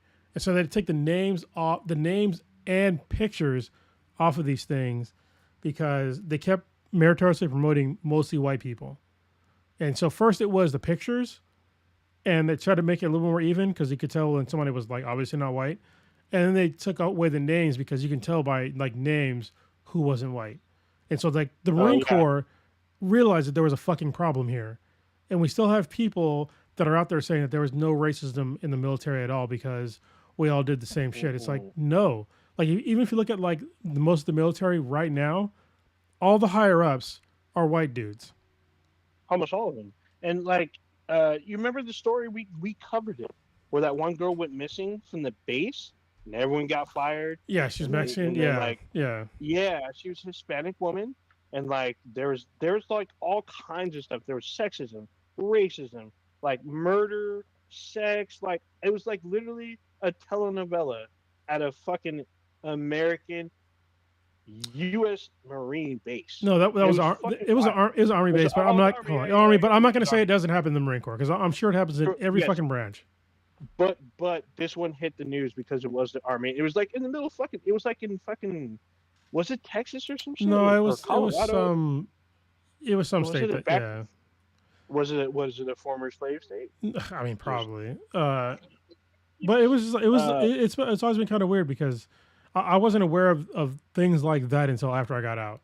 and then I realized it was like, oh, like, yeah, shit was kind of fucked up. I feel like it's kind of weird because I feel like maybe because you were in and you didn't see other branches, but there's things that were coming out, not a lot. It was like once in a very, very blue moon. There'd be something that was like kind of racist that happened in the No, military. I mean, honestly, I was probably part of. Yeah. At the time, I was probably part of the problem of like seeing shit like that and like not speaking up or saying anything because once you get into actually, I was kind of I wasn't like when I was a Marine, I was part of like kind of like the not. I was how do I put it? I wasn't in the good old boys club. Okay. So I was kind of like my friends that I had in the Marine Corps. We were not like the more accepted. Like none of my friends were meritorious Marines. Like none of us chose to like try harder and like we're all good Marines, but we didn't like. How do I don't know how to put it to like a civilian term. Oh, but like you weren't. You weren't kind of. What's the? You weren't as proud as you would say bootlickers. Yeah, maybe that's one of the things. Yeah, like, yeah, like all of us were kind of like, fuck all this shit, sort of. You know what I mean? Yeah. So let me ask you this: when you went in the Marine Corps, how many people that were your friends were from the same state? Oh, very few actually. Okay. Yeah, very few. I think one of the things though is that like one of my really good friends, he actually went to the brig. What the fuck? No. This is the crazy thing. Like he did nothing. He literally did nothing wrong. Like when I got to the fleet, there was a huge crackdown on. Let me just tell you a story. All right, sorry, this is a fucking military story time. Yeah, I love stories. So a lot of people don't know because I drove 8 hours with Cronus, and he told me all these military stories, and they sound fantastic because I'm like, there's no way in the fucking Golden State of California this shit fucking happened, but it did because he experienced it. So I love these stories. Well, go ahead. And it's funny because like most folks that know me are like meet me. They don't. I tell them that I'm a Marine, and they're just like, "What? Really? You?" I'm like, "Yeah, like I'm a Marine." Anyway, like my first like week or two, no, like maybe the first month I got to the fleet. So the fleet is when after I go through boot camp, I go through combat training, I went through comm school, then got sent to the fleet. And the fleet for me was going to 9th Combat Battalion in Camp Pendleton, which is not far from where I live. We're not far from where I live now. After like maybe a month, I had to go to a field op, and it was at Del Mar, which is like the beach. And usually on a field op, you have to go to like sleep in tents, shit like that. But I was lucky enough to like go because I'm a comm guy, so I got to go to a barracks, like a temporary barracks on Del Mar. And I remember there was a guy that I was roommated with. He would smoke weed every fucking day. We're at this field op, and I was like, "What are you doing?" I was like, "You can't smoke weed in the Marine Corps." He's like, "Well, if you drink like I think he would drink like 2 or 3 gallons of water before a piss test." And then he would pee so much that you couldn't test it. And he was like, he'd been in the Marine Corps for like 2-3 years. So okay, he's like, "Hey, you want some?" I was like, "No, I don't. I'm not gonna fucking smoke weed. Like, I'm not gonna get kicked out for fucking drugs."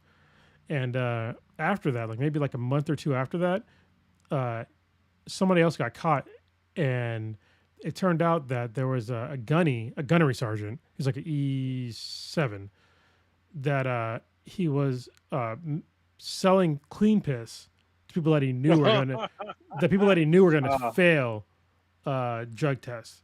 And so it was like this huge thing. So like I would say probably at least 12 people in my platoon got busted for drugs, and but it also wrapped up one of my other friends who didn't do any drugs. He just hung out with all of them. I didn't because at the time like I didn't really know them. And his name is Jeremy. I'm not gonna say his last name.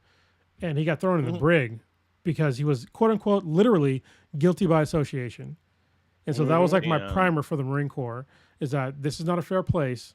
And if somebody around you does something wrong, you might get fucked too. And so that kind of like led me down the side of like, I'm not going to hang out with like these people that I can't really trust as much. And so I would associate myself to people that were kind of grimy, sort of, but I could like trust them a little more than normal because I have huge trust issues in general, and so I created a family with folks. Especially there's like I will say there's a family called the Manas.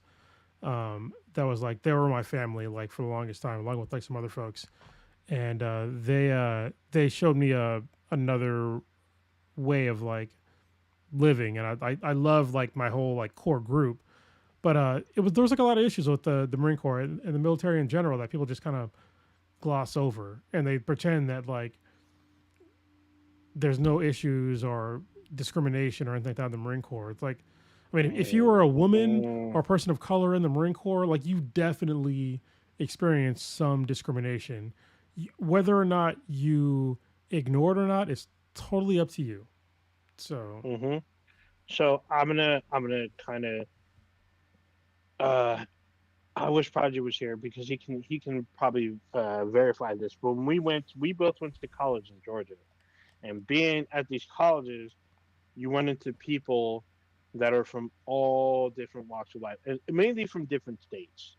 And like a lot of them, they just have a different American experience. Like one of the guys I was like, we're in like it's basically a quad area, and like they're talking like he was from the Bronx, and he kept bringing up like everybody's kind of different here because like it was like this. It was sectionized. You got the guys from the New York area, the East Coast, the Midwest guys, the people that were local, well, they were from the South, and then you had the West Coasters, which is mostly California people. There's a couple people from like probably Washington and like Nevada, like Vegas, but they all had something different to contribute to like the. It's kind of cliche, but the black experience. yeah. But they all had something different. So they all had different experiences with the cops. They had different experiences with white people. There are some people. Some of them had never seen an Asian person ever in their entire life. Yeah, in the Marine Corps, there was folks that I knew that never saw, like they were never friends with a black person or never saw a black person. Yes. I was like, what the fuck? Yes, I've had that. I've actually ran into that in Oregon, where people have never seen a person of color. Like it was very weird, and even not even native. There's people that are native people that live in Oregon and Washington because some of that land was theirs, and they still have like reservations out there, but they've never seen them. They've never seen them. So it's kind of weird. Caveat: in person. Obviously, you see black people on yes, TV and shit like that. But yes, you see them on TV. But the problem is TV gives you a caricature of those people. They're not full representations of like an entire culture. So it's like totally different.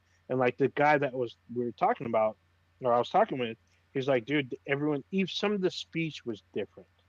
And the thing that bothered him the most is like, and at that time, the guys from the Bronx, everyone was kid.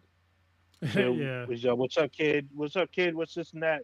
And like, what pissed him off is that the guys from California kept saying, "What's up, dog?" He's like, "Dude, I'm not a dog." He got hella mad. He was so mad. He's like, "Dude, I'm not a dog. I'm not no dog. All these California dudes, all these California cats keep calling me dog. I'm not no dog. I ain't no dog." And it was funny to me because this guy looked exactly like DMX.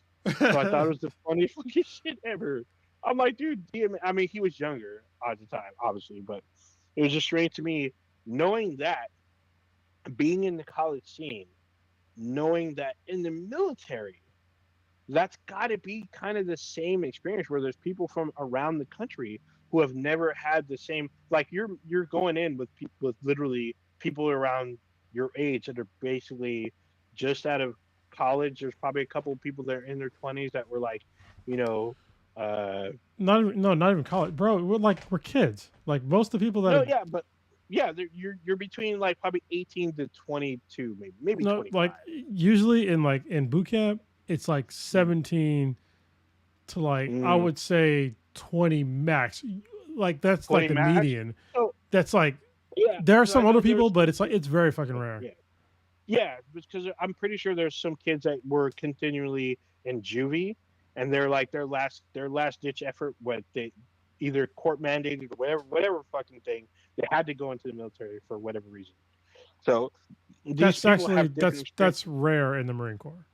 Yeah, exactly. It's not like a common thing, but you're going to get some of them looped up. I'm pretty sure most of the people like signed up, volunteered. Like, hey, I'm trying to get, trying to go to college. I want the GI Bill. I'm doing this, or like, it was their only way out of whatever situation. Maybe something they want to do. A lot of people I know, like part of my family, they do it because it's a legacy. Yeah. Like their father did it, and their fathers did it. Yeah.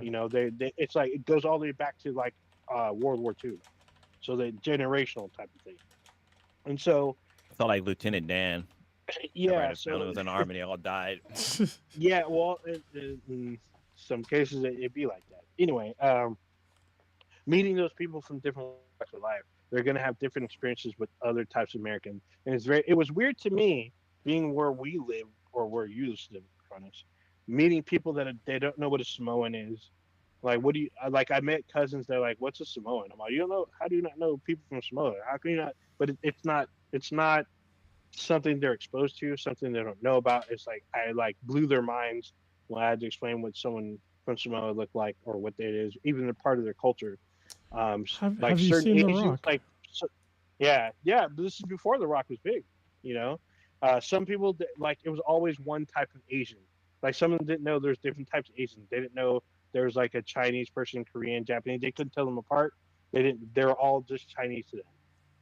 So like being in those situations or being from those backgrounds, lumping them into military, I can imagine that there's going to be like basically a culture clash. Well, so You actually, know? this is the problem with the military. All right, so you would think there'd be more of a culture clash, but it's actually not, Mm, because in boot camp we're all kind of but not even kind of, we're brainwashed, like for the most part. Like we have to all learn the same goddamn thing. You're forced to. You learn a certain, all the things you learn is the same thing, and you kind of like have to erase part of your past to like get through all this shit, and you all become what's supposed to be like the same thing, but you still have like legacy aspects of like who you were and like your lived experience. And I think that's what most of the military misses, is that prior to the Marine Corps, we still have biases and experiences that will live on through us even after all the shit we went through boot camp, after all the shit we went through in whatever. The only time it like really gets erased is when you even it's not even a race, but you have to like kind of prove yourselves to each other. This is like the thing I don't like um, about the military and like just shit in general. It's like traumatic events is how you kind of bond. Everybody in the military usually trauma bonds through shit, and it's like once mm, something bad happens to all of you, then you all get kind of closer. But then you hmm. ignore all the shit that this person might have went through because you're bonded through like a certain kind of event. And I think that most Oh yeah. people, they don't recognize that occurs in the military. It's why I need to do a podcast on this in general. But there's a thing called Yeah, the you got to get Papa Bear and Devil Dog on this shit. yeah, we're going to, but there's a thing called the ACE score. It's like the Oh adverse yeah, I've heard it. the I've adverse heard of it. childhood experiences thing, where it's like a score thing. I'll probably talk about this before in the podcast, but like it's like a number scale, like Probably. fucked up shit that happened to you when you were a kid. And I'm pretty Mm, sure every single person I know in the Marine Corps scores at least a 5 on this scale out of, I think it's like 11, maybe 12, which is yeah, it's pretty pretty lenient. high. And Yeah. I score pretty high on that scale. Well, And there's like consequences if you, the higher you go up in the scale. Like literally, your lifespan is expected to be like far less the higher you go up on shit. the scale. So Jeez, yeah, and that's the crazy. thing is like, so we all have like these high A scores, and then we go into the Marine Corps, which is just getting in is fucking traumatic. And then after you get in, if you go through boot camp, the things you might go through as a Marine are also traumatic. So like you just compound trauma throughout your life, and this is why Uh, most people need to be on disability. So just saying. yeah. I can only like imagine that if anybody, you get a group of 5 people, and like if they were not cool, at first, and they're reluctantly working together, I'm pretty sure getting shot at by a common enemy will get you common ground very quickly. Oh yeah, for sure. Especially if you will all bond about, hey, one of us almost fucking died. Especially if someone gets hit. If someone gets hit, you're all like banding together to Well, get that person that's back. like this is how, like, I have to go in like sort of my pacifist side here, of like how war never ends. It's like no matter how a war starts, as soon as your friend gets shot by anybody, like guess what? You're against whatever the person that Yeah. shot your friend. Like you, Patient eye for an eye. yeah, it's gonna be, and that shit never ends, and it will never fucking end until you can realize that this is like a cycle that you can choose to participate in or not. But it's hard to do. Like I would say that when the war in Iraq started, most folks were just like they were kind of meh about it, and then but like the first time you like your friend gets fucking blown up or shot, like you're like, all right, I'm all in. Fuck, I gotta fucking avenge my guy. And once you get that, and then it doesn't fucking stop. And I don't think people like really recognize that like at all as like being a valid thing of like it we shouldn't be that invested in these things. Like nobody questions like why you're actually there. Like who put your friend there to get possibly killed? But it doesn't matter. Like once they're dead, like sense goes out the window. You can't go back. You can't go back. You can't. Now you're just like, well, how do we move on? And like, how do I survive? Especially in the moment. In the moment, it's like, how do I survive? How do I get back? No, actually, in the moment, you're just like, how do I fucking kill all of them? Like that's like, that's in the moment. It's like I'm gonna kill every fucking person that is associated with killing my friend. Yeah. That was my last point. How do I survive? I think I was gonna go to how do I survive to get my get back and like wipe out everybody. There's not actually, honestly, Old Ninja. It's not even about how do I survive. Really, I think it would be that way for me, but I would be definitely like, how do I strategically wipe out everybody solo, like, But for me, it was like, if I was going to join the military, it was going to be a group effort. Like we all would like enlist like with my core friends, and we never did. It was either the military or police force. We chose neither. So that didn't work out. I mean, I'm not gonna say that's probably a smart move. I mean, it is what it is, man. We ended up doing whatever, but I mean, but I have like military family. Like I did not know that my grandfather served until he died, because that was my first military funeral. It was the first time I ever heard a gunshot. It was fucking crazy. Wow. So, and then I had cousins that I met later that line of the family, they were all following the footsteps of our military past. So I was like, oh shit. So I felt like there's two lines for us: either you become a pastor or you join the military. It's like one of those two things. I think as the generations went on, we all decided to like do different paths of like business. Like a lot of us, they like doing entrepreneurship, kind of. I mean, it doesn't always work out, but they at least pursue it. So that's like a legacy for my side, or my dad's side, really. So it's just it is what it is, man. I mean, we're here in 2044, trying to do things, trying to represent. It's kind of weird. Hopefully that we don't blow ourselves up with nuclear war in the next 16 months. In the next ever. Oh, yeah, ever. But 16 months, I see shit heating up. We didn't talk about. I mean, this has been a little bit more political, but I guess the Iranian president might have died, or he did die. He definitely died. Yeah, but apparently they couldn't find his body or some shit. I'm like, what the fuck? I mean, helicopter goes down. Yeah, I mean, it is what it is. I mean, the helicopter exploded because, incidentally, there was a helicopter in San Jose. It went down. This is like early 2000s.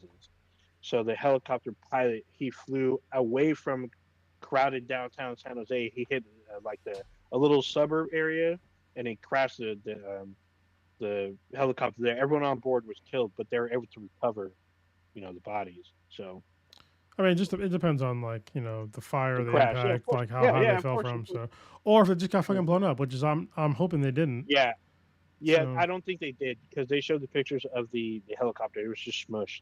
It didn't look like there was a fire, so nothing exploded. So, yeah, there's that. Oh, so I want to kind of leave this kind of somewhat depressing thing and kind of go back all the way back for full circle back to the Dre and Kendrick thing. Do either of you watch SNL? I do not, but hold on, give me a second. Talk about it with Blue. Blue, your camera's off. Screen's off. Yeah, I'm having issues with my camera. Your what? I'm having issues with my camera. Like my whole like browser just died. That's why I had to like jump back on, and now I can't get my camera. Oh, that's fine. Okay, y'all talk for a second. I can use the bathroom. Be right back. Sure. So Blue, have you seen the Weekend Update with Colin Jost and Michael Shea? No, but I know that usually at the end of the season, the two like kind of write each other's, I guess, lines that they're going to go over. So I'm guessing that what they had on there was pretty crazy, because usually it gets pretty fucking funny, the stuff they say on there. So it's always crazy, and it's always kind of fucked up. So like they do fucked up shit to each other. Like, so one of them, I don't even know if it was the season finale years ago, but probably. Oh, it was. So what Michael Che did is he hired an actress to portray a civil rights activist, and then he said that she marched with Martin Luther King. And what Che did is, because they were swapping jokes, he wrote a bunch of like racist or semi-racist jokes, and like referenced like Coretta Scott King and all this shit for Colin Jost to say, and he's sitting right next to her. So it was like all bad. You see his face like kind of turn red or whatever. So if you don't know who Colin Jost is, he's a comedian. He's married to Scarlett Johansson. They have kids and shit. I had no fucking idea who this guy is, but he does Weekend Update with Michael Che. And it's fucking crazy. They do some crazy shit, but usually I would say like Colin Jost, when he writes for Michael, he says a lot of like kind of sexist or I guess kind of like pedophilic kind of shit, but it's usually not like that kind of hard. And Michael Shea always goes super kind of racist for Colin, and it makes him look like a complete fucking racist asshole. And so I think this year, even though a lot of people compare, like last year might have been better, this year he got him with the Kendrick Lamar skit. So he basically wrote about he made Michael Shea talk about how women were getting punched randomly on TikTok in New York City, and then the joke was like, "Oh, bitch, get out of my way." And then he says, "Speaking of bitches, I want to shout out the biggest bitch of all, Kendrick Lamar." I was like, "What the fuck?" When you see Michael Shea deliver the line, it looks like he tries to run from the stage. It is fucking the most fucking hilarious shit ever. He goes on to say the fucking joke. At the end, he was just like, "Okay, Colin, you got me with this one. Like, this is really good. It's written really well."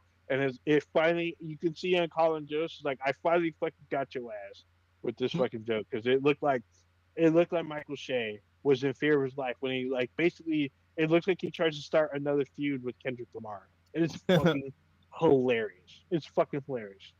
I gotta check it out. SNL's been pretty good lately. Like there was a recent skit they did with Beavis and Butthead that had me fucking dying laughing. Because the oh yeah, the freaking one of the hosts just kept losing her shit. Like they kept, because I think one of the things they try to do on SNL is try to get the other person to break character or something like that, and like that one had me dying laughing. But there was another one with I think is it Kristen Wiig? I think she was on there, and it's called Jumanji.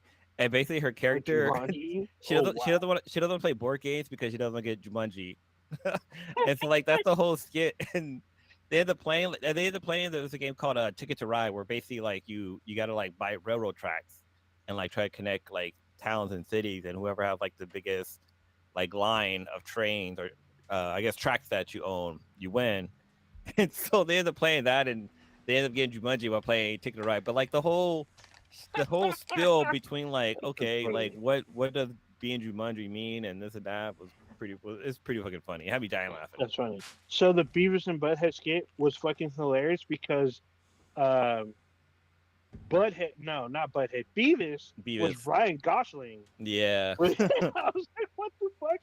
I didn't recognize him because he has his lip like peeled into his fucking upper thing, and it's funny because like they're at like a college and like the professor's paid by what's his name? Why can't I think of his fucking name?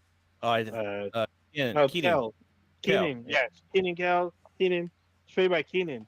And like he's like, I can't take this seriously because the guy behind you looks like Beavis from Beavis and Butthead. And you turn around, he's wearing he's wearing the same outfit. He has the fucking foot tall fucking hair. It's fucking hella funny. So they ask him to move, and he moves next to a guy that looks exactly like Butthead. So it looks like live action Beavis and Butthead. It was the funniest fucking shit. I was like, what the fuck is this? Is fucking awesome at the same time.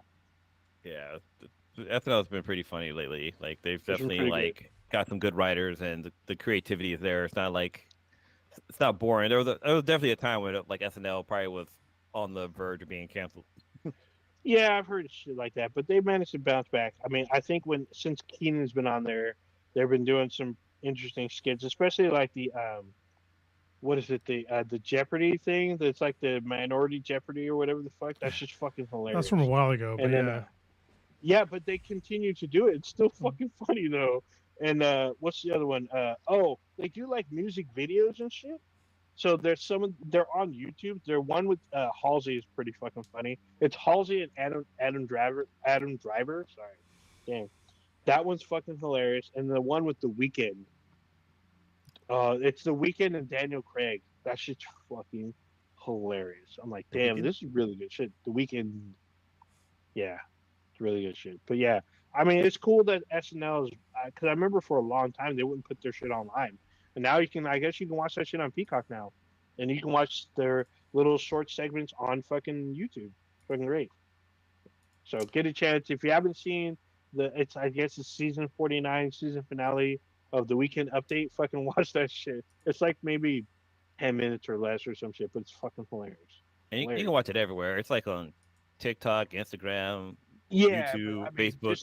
You can watch it anywhere. Your favorite video app is probably on there, or one that we don't create shit. Well, actually, no. I guess you can create shit on everything. But anyway. All right, we gotta wrap it up. It's getting late. For sure. All right, Blue, take us home, Blue. You're the man behind the curtain. Oh, okay. Ninja, since you said that, what you got populating this weekend till the next episode? Hold up. I will be out of town this weekend. I'm going to a reggae festival for the weekend. So I'll be gone all weekend. It's by the water. It's gonna be cool. I'm getting me some. You about to get high food. as fuck. Yeah, I was gonna say. Yeah, I'm gonna have a beat around the bush. Contact guy. Yeah, but I'm looking forward to seeing some of the acts like Too Short and E40 are performing together. It's gonna be cool. I've never seen 93 Until will be there. Oh, nice. Yeah. Who else do I want to see? Oh, Lupe Fiasco. I've never seen Lupe Fiasco. He's performing, I think, Saturday night, and Ice Cube is cool. He's the closer on Sunday night. So nice. I'm going like every night. So I'm seeing all these acts. Plus, Steven and Damian Marley are going to be there. I'm obviously going to see one or both of them. It's going to be fucking insane. It's already it was packed last year. I'm pretty sure it will be packed this year. And then next week I won't be on the cast because I'll be in Sacramento, so I'm going to graduation. So I'm gonna have a pretty busy in and out week. So there you go.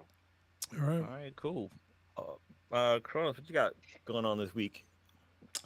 I started physical therapy today, which is nice. Trying to unfuck my shoulder and my knee, and I will work from there. So my youngest is going to get a school award when she graduates, which is kind of cool. So her second year in a row, she's getting some sort of academic achievement, which I don't know what it is because I didn't put it in the letter, which is kind of weird. But last year she got one for math, and math is like her favorite thing. So one of her favorite things. Also, catch Tinny Ping and Glitter Force. Just saying. what was that last name? Catch Tinny Ping and Glitter Force. Favorite TV shows. So. Oh, okay. I have no idea. Yeah, I didn't know until she existed. Anyway, it was good to hang out with Prodigy again in person. I was really happy about that. And my brother, we haven't hung out in a long time. So even though we lived in the same city for the past 2 fucking years now, yeah, it's that was nice. I need to take a vacation soon. I was listening. There's a book I read called something about boundaries. I think it was like Find Boundaries, Found Peace, or something like that. But it's a really good book that I recommend to anybody because I didn't understand that I had boundary issues because people ask me to do shit and I just fucking do them. But apparently that's not the way to go. It's called Set Boundaries, Find Peace by Nedra Glover Tawwab. I recommend anybody read that shit. But I need to take more of my PTO because I have like usually 400 hours every year. They're just fucking sitting there. So I should take more time off. And I think sometime later on this year, I might go on a cruise by my fucking self. So, yeah. Right on. That's one of those Virgin Airline cruises where it's just adults. Oh. Just watch out for pineapples. Or watch out for sharks. No, watch out for fucking sharks and shit. Don't fall overboard. Just don't. Yeah, I tend not to do that.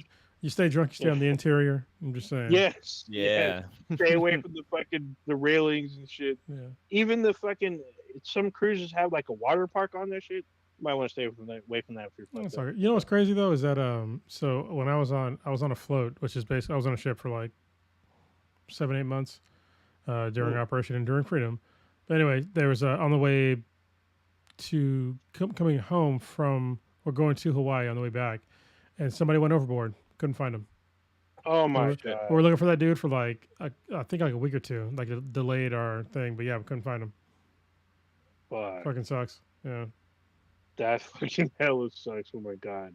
Apparently that's like super common. Like somebody falls overboard, like the chance of like you finding that person, crazy low. Yeah. Unless they had like gear, which is most likely they didn't have it on them or whatever. Yeah. Well, because I mean, there's like, especially on like the ship that I was on, like he probably fell from like a high height.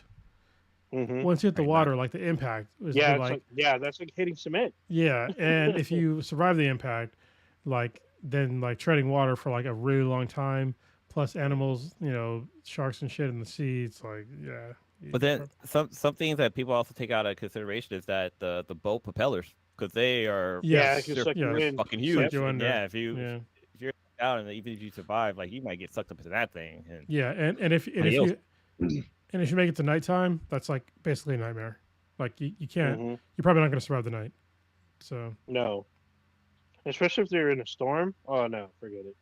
Oh no, just like not being able, like it being like totally dark at night, and then water gets colder, and you can't tell up from down. It's just like fuck all that. Yeah, that's a nightmare. And then there's most likely more predators at night than during the day. Yeah. And one of them name is P. Diddy. Drake. And as he's eating you, he's like, take that. I'm just saying. Yeah. Jake be like, you used to call me on my hotline. Oh my god. All right, Blue. For myself, Kronos. Oh no, my bad. I do one. Kronos got me into this book called Infected, and the shit's it's fucking crazy. Like this, I never read a book that I had to pause just because the shit was just too much for me. Like, bro, I got some more for you. I'm just saying, I got some dark ass books. Oh man, yeah, this book is pretty dark. Like this dude with some scissors and some webbles. Just I had to pause. I was like, whoa, what's going on here? But there's other stuff that happens too. But like, I'm on the second book, which is called what is it called? Is it Contagion? Contagion or Contagious? Yeah. Contagion? Yeah. So I'm listening to that one, and like, there's literally a scene where the kind of the same guy from the first book, who's gone fucking crazy.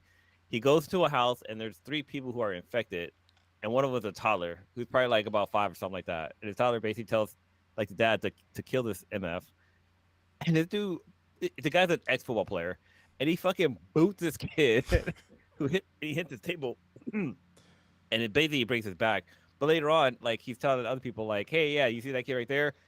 I call him Slinky or something like that, just because of the way he's all folded up and stuff like that." I was like, "Damn, man. Dossie doesn't give a fuck. He doesn't give a fuck. He does not give a fuck. And like, he doesn't like to use guns because pussies use gun and real men use fucking tire iron. It's fucking crazy. It's a really good book. It's very interesting. But the author who wrote the book is also doing the audio book, which is kind of cool. That's just, you never really see that too often, but he does a pretty decent job. But I am going to make fun of him for his women voices. Well, it's also like, so his other books like that came out way after this, he doesn't voice him anymore. What annoyed me about the book? So I read the first book I read by him was called The Crypt Takedown, which was really good. Also a really fucked up book because he's kind of a fucked up man apparently, and but in the Infected series, like I really didn't like the way that they had like the chapter end beginning like sound that it would, Oh yeah. I was just like but in his other books that's not in there, so you can tell like he upped like his production value on his subsequent books. So but they're still great books. It was fucked up. I'm enjoying it. So hold on. So Blue, I want you to find a book called Kaiju Battle Surgeon. So don't read that after these books. Read like 1 or 2 books after that, something happy, and then read Kaiju Battle Surgeon. He's always he's all prepping you. Like read something happy, read like Elmo Goes to School or some shit, and then come back to this. So what the fuck? Kaiju Battle Surgeon is not by the same guy. It's a guy who recommended me Scott Sigler. So the guy that I got into his books, it was Dungeon Crawler Carl, which is a fantastic book series for anybody that wants to read. It's a lit RPG novel series, one of the best ones out there, in my top 2 really. Cool. It's free on audiobook right now. There you go. I guess it's free if you have a subscription or whatever. So just get it and just get it. And once you finish like the Infected series, read a book or 2 that are happy, and then get to that one. But anyway, I saw they were commenting to each other on Twitter, and so I was like asking him about the book from like the author that I knew, and he's like, "Oh yeah, read like this book." And so I got into it, and I was like, "You guys are fucking twisted." And then I asked the author of like Scott Sigler, I was like, "Hey, what do you recommend after Takedown or the Crypt Takedown?" And then he asked me like what I usually like listen to or like read, and then he gave me the Infected series, so I read that one or listened to that one. Wow. But these authors are like accessible on Twitter pretty easily, so yeah. That's good. That's great. Actually, so are we. We're accessible on Twitter. Yeah. You know what we need to do? Twitter X.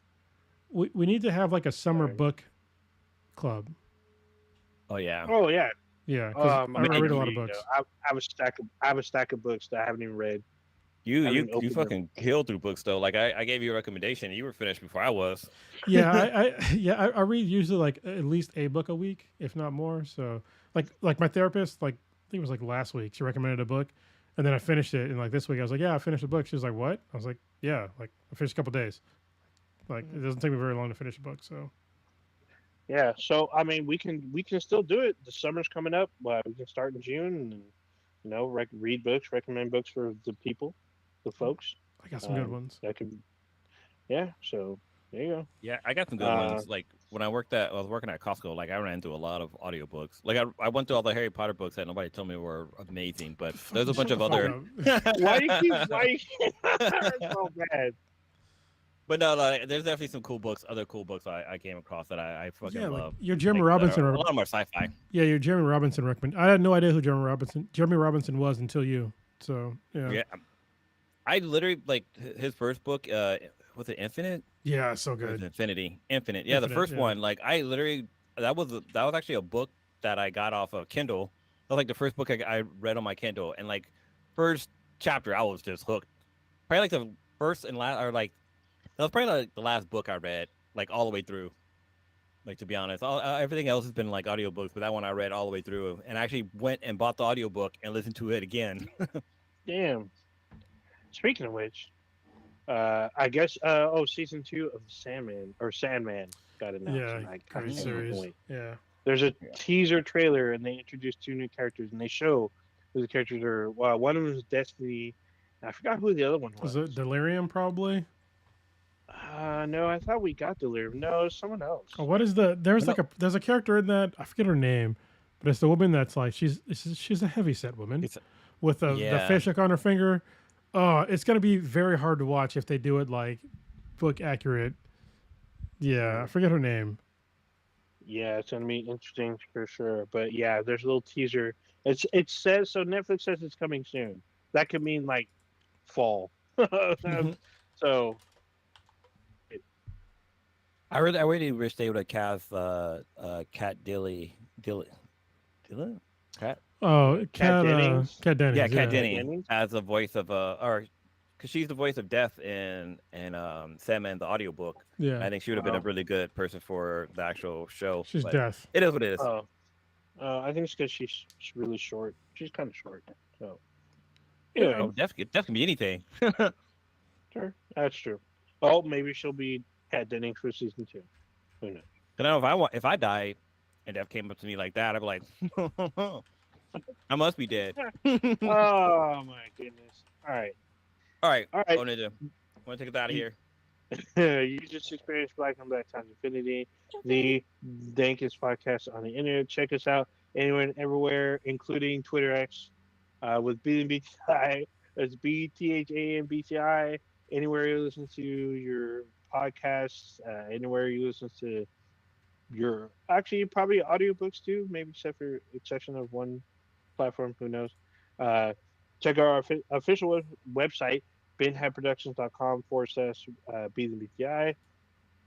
We have an email address, bnbti@gmail.com. And then on Wednesdays, every Wednesday, on YouTube, we go live 8:30 Pacific ish. You can join us in chat, be a part of the conversation. There you go. All right. Thanks, everybody. We are out this bitch piece.